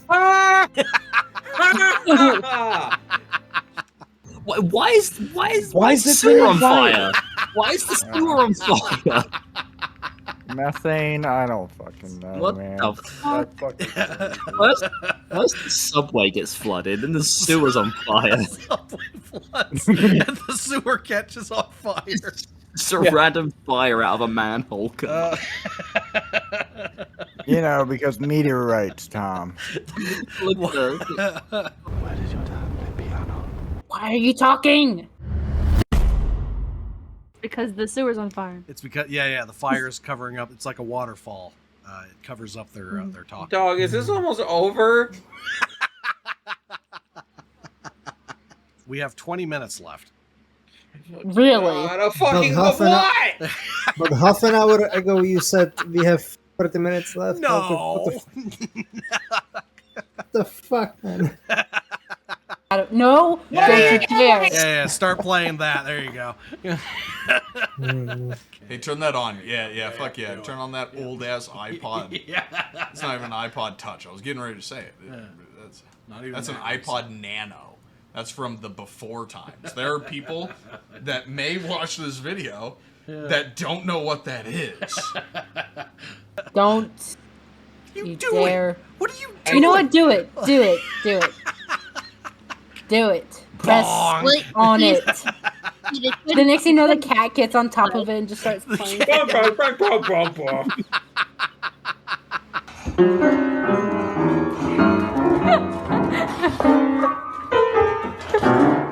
Like genuinely tired after watching this movie. Like, this is taking it out of me.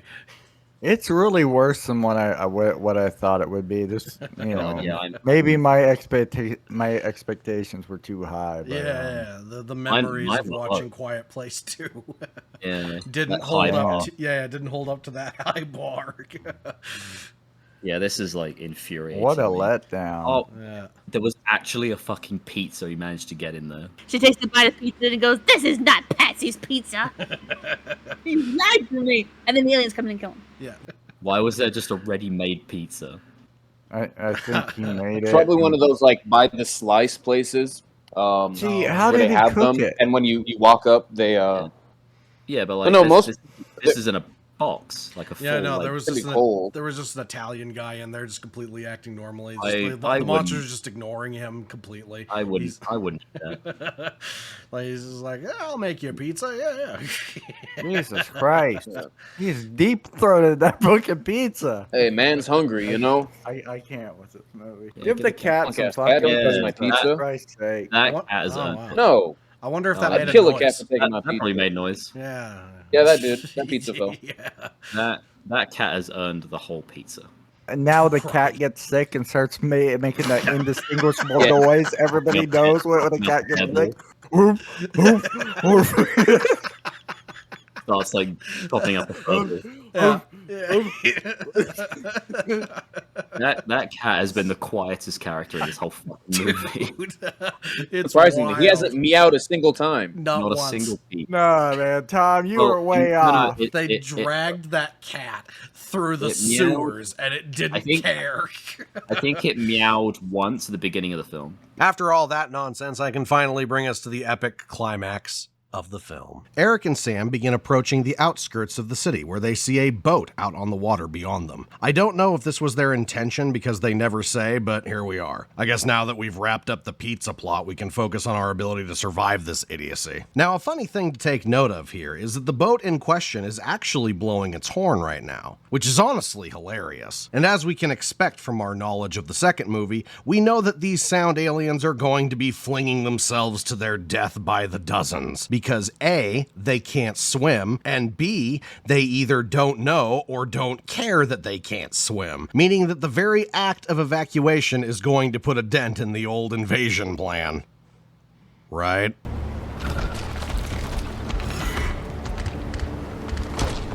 Oh man, are we doing a retcon? Do I get to do some retcon mocking? Oh, Michael. You spoil me. I am 99% sure that when it panned over the boat, I could have swore I heard the fucking the boat horn noise, and the monsters are just sort of stalking it. Yeah, that is what is happening. Correct. What the fuck? Why would they not jump? The monsters never do that. They don't do that. They go, I heard that, and they would leap at it. Correct. Like they're blind. Yeah. They don't know there's water there. Literally, they should just go for it. What the fuck? Yeah, and they're such an evolved species of alien, like this perfect organism that that kills things that they don't realize that they're allergic to water. Yeah, they're like, look, they're going going to the edge of the water is like, oh, I can't go any further. They're like the ring wraiths. Dips his toe in, dips his toe. Like, I can't go in there. Yeah, look, they're acting they're fully acting like they can see, with eyes. Like they see the water, like, oh boy, I don't want to go in there. That's we're allergic to that stuff. Yeah, wouldn't they just be jumping into the water to try and go get it? Wouldn't they just be leaping into the fucking water to try and get it? Yeah, well. Here's the thing, right? You fix that issue very well by just having you see a handful of them drowned, and then you see that maybe the others have heard them drowning and gone, better stop there. You know what I mean? Yeah. Right. And honestly, surely you have the assets to have a lifeless model just floating on the water kind of thing. Surely that wouldn't be too much effort. Surely. Yeah.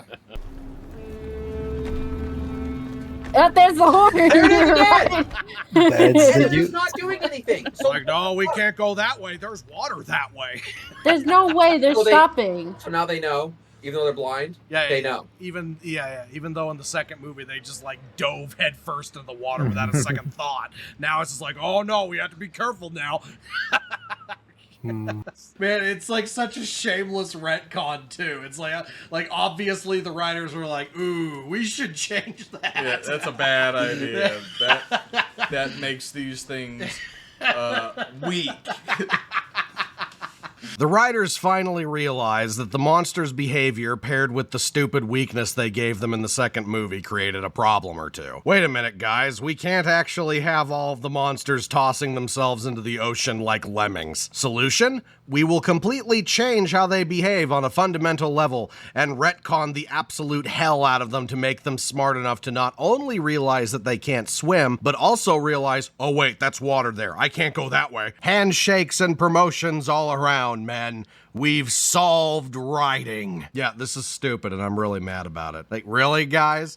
You couldn't even own the corner that you wrote yourself into? This is some grade A nonsense right here. I love how the aliens are acting like they can see the edge of the shoreline and they know where to stop. Damn, kind of puts a few things into perspective, doesn't it? Remember in the first movie where there was that newspaper clipping that said, "Get underground," and yet this movie showed us that these idiots apparently knew the aliens couldn't swim from the very first day of their arrival, and were announcing it to the entire city from megaphones. Shame the Abbots didn't get that message, or else things might have played out slightly differently for the family, huh? Shame the newspapers also didn't get that message, or else they could have gotten it out to the Abbots. However, it is fortunate that Emmett didn't get that message, or else he might not have been there to meet the remaining Abbots during the events of the second movie. Newspapers were still being printed, and radios were still broadcasting, assuming you didn't live in a valley, and yet this single crucial piece of information that everybody else is seemingly aware of was just not spread out beyond the limits of New York City. Hey Evelyn, I know we're soundproofing our basement or something,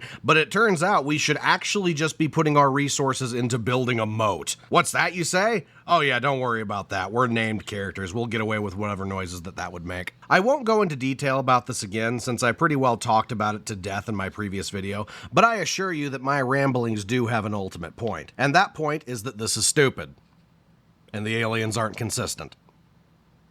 And you should feel bad about that, Michael. But alas, our heroes are incapable of reaching the boat because, well, I don't exactly know why. I suppose the implication is that the monsters are blocking them, but it's not like that means anything. Either one of them can pick quite literally anything up off the ground and toss it at any random car to draw the entire horde away. Oh, it's because we're doing a sacrifice, huh? Sam's going to sacrifice herself by breaking car windows and then not leave the street afterwards.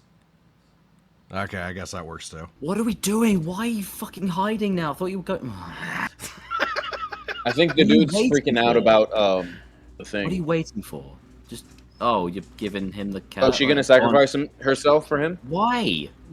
I mean, she's gonna die anyway, I guess. Yeah, eventually. Yeah, Now. Yeah, that's what she was doing. Don't you worry about a thing, Eric. I'll save you from falling off of this cliff by pulling you up and then throwing myself off of it. Thought pattern of a true hero here, let me tell you. So Sam hands the cat over to Eric, picks up a random-ass crowbar that randomly spawned in off-screen, and begins smashing the car windows surrounding her to set off the alarms and draw the horde after her. This, of course, draws the attention of Man on Island, who gets the boat to stop so he can watch all this unfold in stumped confusion. Oh look, there's Man on Island. Man on That's Man on Island. Yeah. Look, it's Man on boat. Wait, stop the ship. The aliens are attacking cars. Stop the boat! Stop the boat! Oh, the boat! There's a cat over there! Must save the cat! And Eric can be in his natural state of pathetically panic-stricken terror as he dodges the aliens that are racing past him after Sam. Unfortunately, as he's doing this, he kicks a can or something, and since there's plot relevance to it, this is enough to draw the aliens' attention away from the screaming car alarms.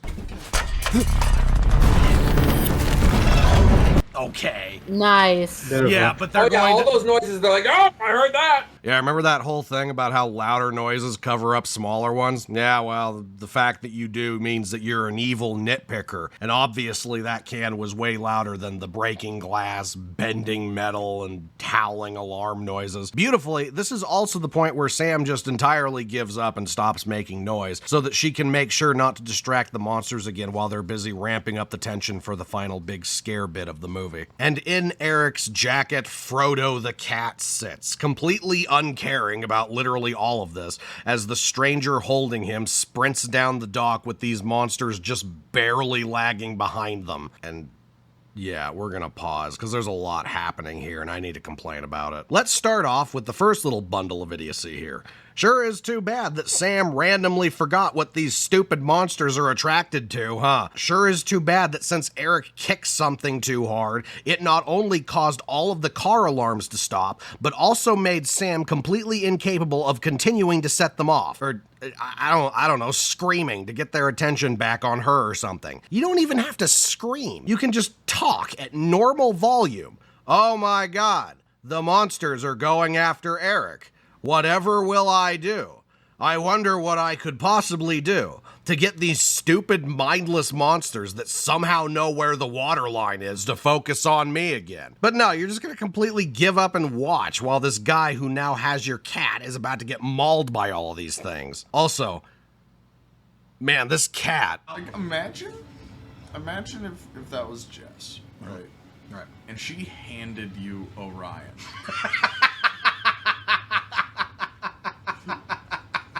And you put that dude in your sweater like a retard and ran away from Jess. Apparently, the argument exists that the cat being this way makes sense because it's a trained service animal. Now, before we get into any specifics, let me begin by stating that anyone who unironically makes that argument has clearly never interacted with a cat before. No, let me amend that. Anyone who unironically makes that argument doesn't know what a cat is.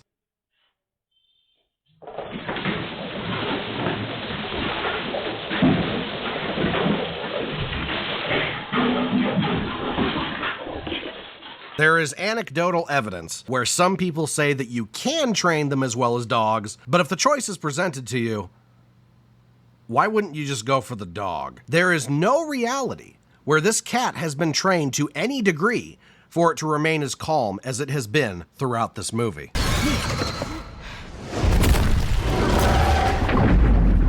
And then there's that. Yeah, how do you think that cat's doing right now? Man, look at the cat still doesn't care. That's absolutely wild. Like, how would Orion react if I did that, you think? Do you think I would still be holding him? No. I remember when one of the birds got out and he beaked you. And you let that dude go. Like, I imagine it doesn't matter how much you love Jess. I don't think you're putting Orion up that close to your face, running away from her and jumping in the water. Like, I just don't see that happening. You would lose, for sure, at least one eye. Yo, yeah. Yeah. Like right there, that paw. Yeah. That paw is lodged in your eye.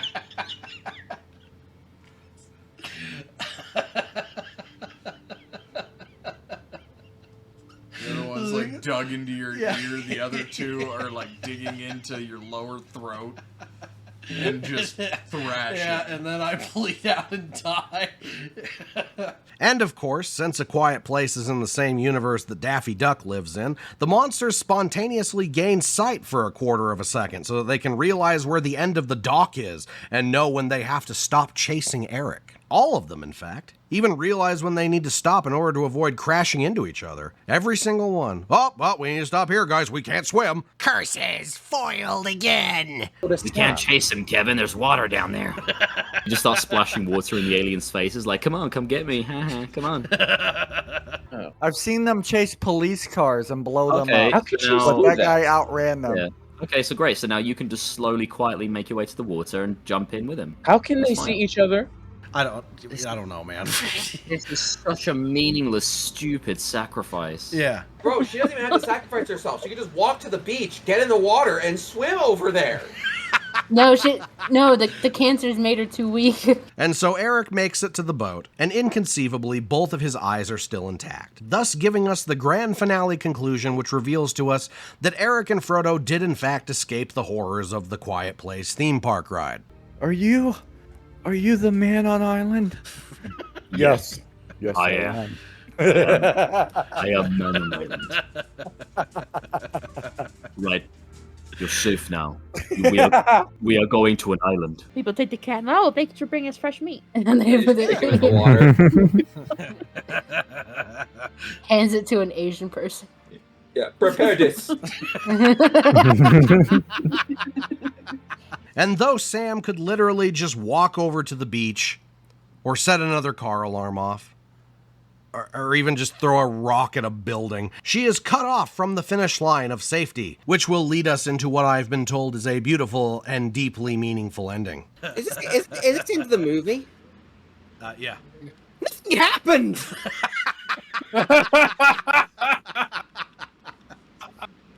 What's the point of any of this? It's very touching and moving, Asa. Oh, fuck up. You just... Why did she fucking sacrifice herself? Well, because she has cancer, Tom. Pizza, Tom. Well, yeah, but it's not. You're missing the bigger picture here, Tom. Pizza.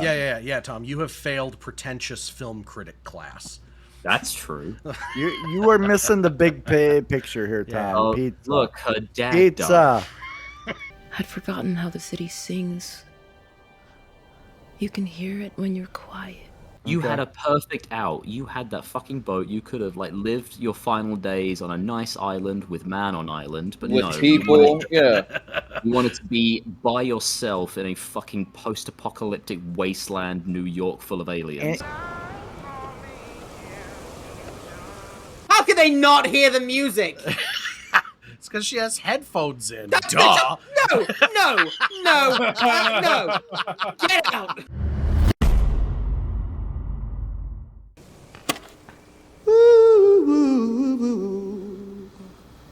And I'm feeling good. That's it? She just kills herself? Oh, that makes me upset. What kind of stupid ending is that? Are you kidding me? You forced a sacrifice scene even though it wasn't appropriate whatsoever, and then you showed her letting herself get killed by the aliens as the final shot, while trying to play it off like it was emotional. Bad, Michael. People liked this ending?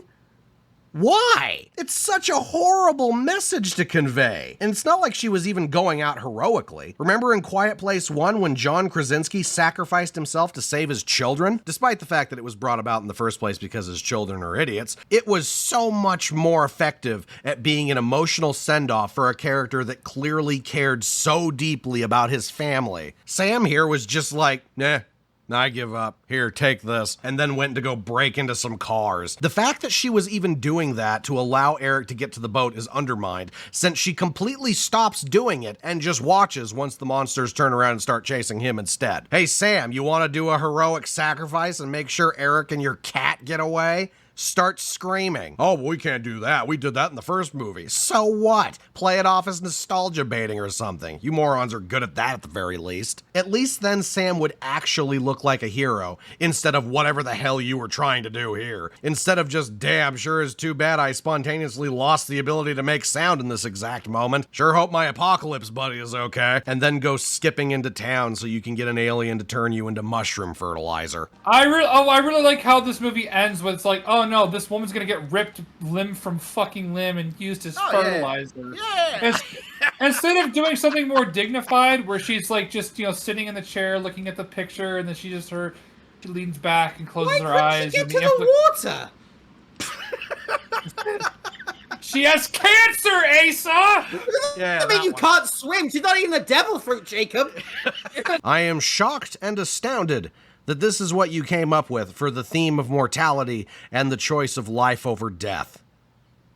Actually, who am I kidding? No, I'm not. This is exactly what I was expecting. Maybe not quite this blatant, but Yeah, this seems pretty par for the course. For context here, so that I'm not just blabbering and bitching, let's take an overall look at Sam's character arc and try to make some kind of sense out of it. Other people seem to have, so I must be missing something here. Sam is introduced as a mean and bitter hospice patient dying of cancer. Her opening words in the movie are insults to all of the people around her who are either trying to help her be comfortable in her final days or are also dying. Ruben, the kindly nurse dude, convinces her to go to a show, which she then complains about. And when the hospice calls him and tells him that there's an emergency going on and they have to get everyone back as soon as possible, Sam throws a temper tantrum because she didn't get pizza.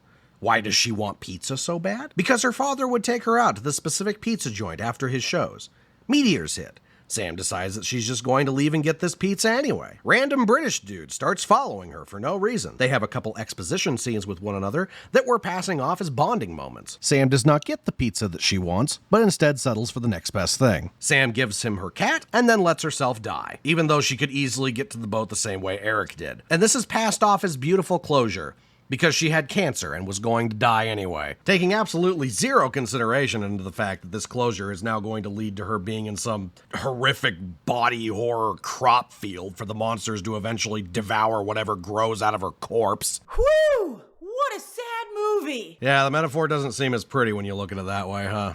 If you are making a prequel, but you don't want to put in the time and effort to establish stuff that, since it's a prequel, the characters shouldn't know, then why are you doing a prequel?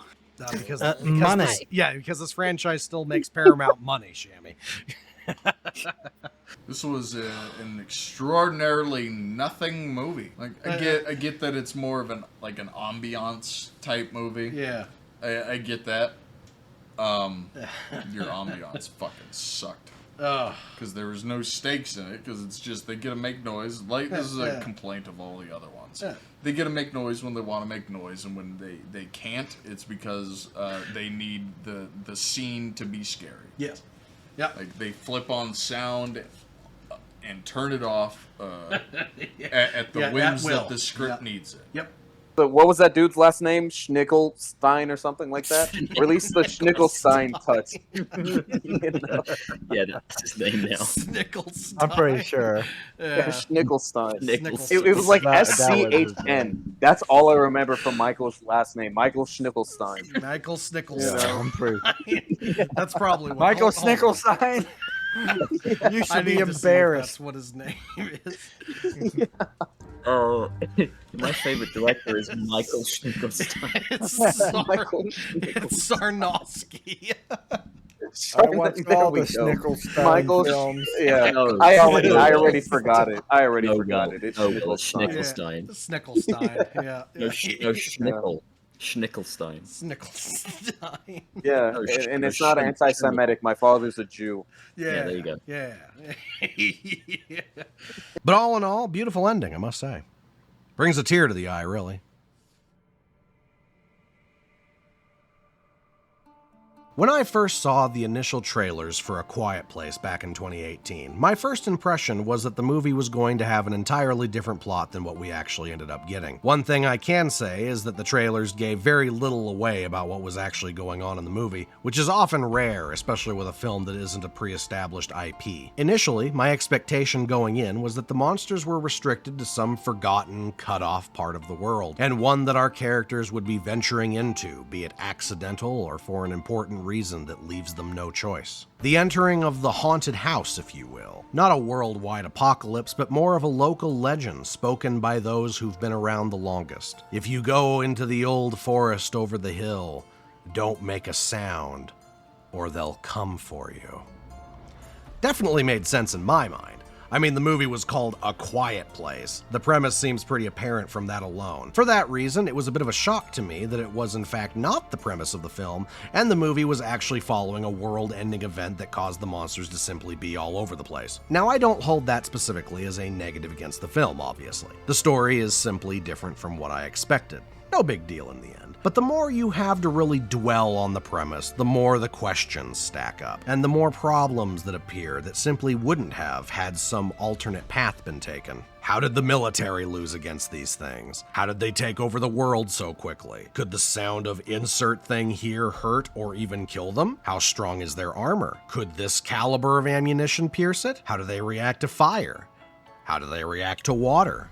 How do they react against the cold? How would they do against electricity? How good, really, is their hearing? Because when the entire world is involved, these are the questions that would be posed, not just from the people watching the film, but from the people involved in the situation themselves. A worldwide invasion means that quite literally everything is going to get thrown at them in one fashion or another. Whereas with my idea of an isolated location, you are limited merely to the scope of the character and whatever they may have brought with them. In this sense, the leeway of what noises you can get away with is far more forgiving, and in fact, it would be far easier to set in stone exactly what is acceptable and what would get you killed. In the end, the premise given to us was shaky, but certainly not unsalvageable, merely because the movie was focused on one specific family, making the larger questions of the apocalypse, while not entirely irrelevant, far more in the background against the smaller story being told. Quiet Place 2, things got significantly less salvageable. As the franchise began exploring the concept of the situation on a larger scale, and thus they were kind of forced to answer a couple of those overhanging questions with, well, I mean, rather unsatisfying answers, to say the absolute least. And then to the forefront comes A Quiet Place Day One. The opportunity to not only answer several of these questions brought about by the first and second movie, but perhaps even an opportunity to amend certain decisions made in the first and second films, provide us with more context of the invasion, give us an idea of what we truly are facing in these movies. We know they attack sound, but how did we get here? How did we let this happen? How did it come to this? And what did we get? I want pizza. I want it right now. I don't care if there are aliens taking over the world. I'm going to throw myself on the floor and scream until I get pizza. You promised me pizza, Ruben! I don't know if disappointment is really the appropriate word to use here, because I mean, let's be honest, I've been planning this video since this movie got announced, so it's not like I went in with any expectations or anything. But I suppose mild amusement is a touch more warranted, merely because of how I wasn't expecting them to do this. There were so many interesting concepts that could have been explored with a prequel to this movie. So many interesting questions that could have been answered. Even if it still wasn't good, at least then it would have been a more eventful video. Imagine if we would have followed someone in the military who was dealing with this nonsense, and someone who was actively testing to see what forms of combat could be used against them. I mean, I know that wouldn't work because he would immediately have found the blaringly obvious weakness of high-pitched noises. But I mean, I don't know, you probably could have stretched it out for a bit. Do some Wile E. Coyote versus Roadrunner style storytelling where the guy is just testing stuff against them the whole movie. I unironically would have rather watched that. But instead, we barely even got a story. We got a series of set pieces taking place around New York while we follow the dumbass duo and their faithful companion lobotomized Kitty on their search for mediocre New York pizza. And that storyline barely even went anywhere. Also, I love the implication that Eric was on the island during the events of Quiet Place 2. Wonder how that worked out for him. Really 2 for 2 on the happy endings for both of these idiots, aren't you, Michael? But regardless, I suppose that's it for this one. Thank you all so much for your support, and thank you for joining me once again on these treks through the wilderness that I regularly undergo. Another one's in the bag, dear viewer. And I'll see you next time for whatever nonsense we'll be tackling next. Stay well.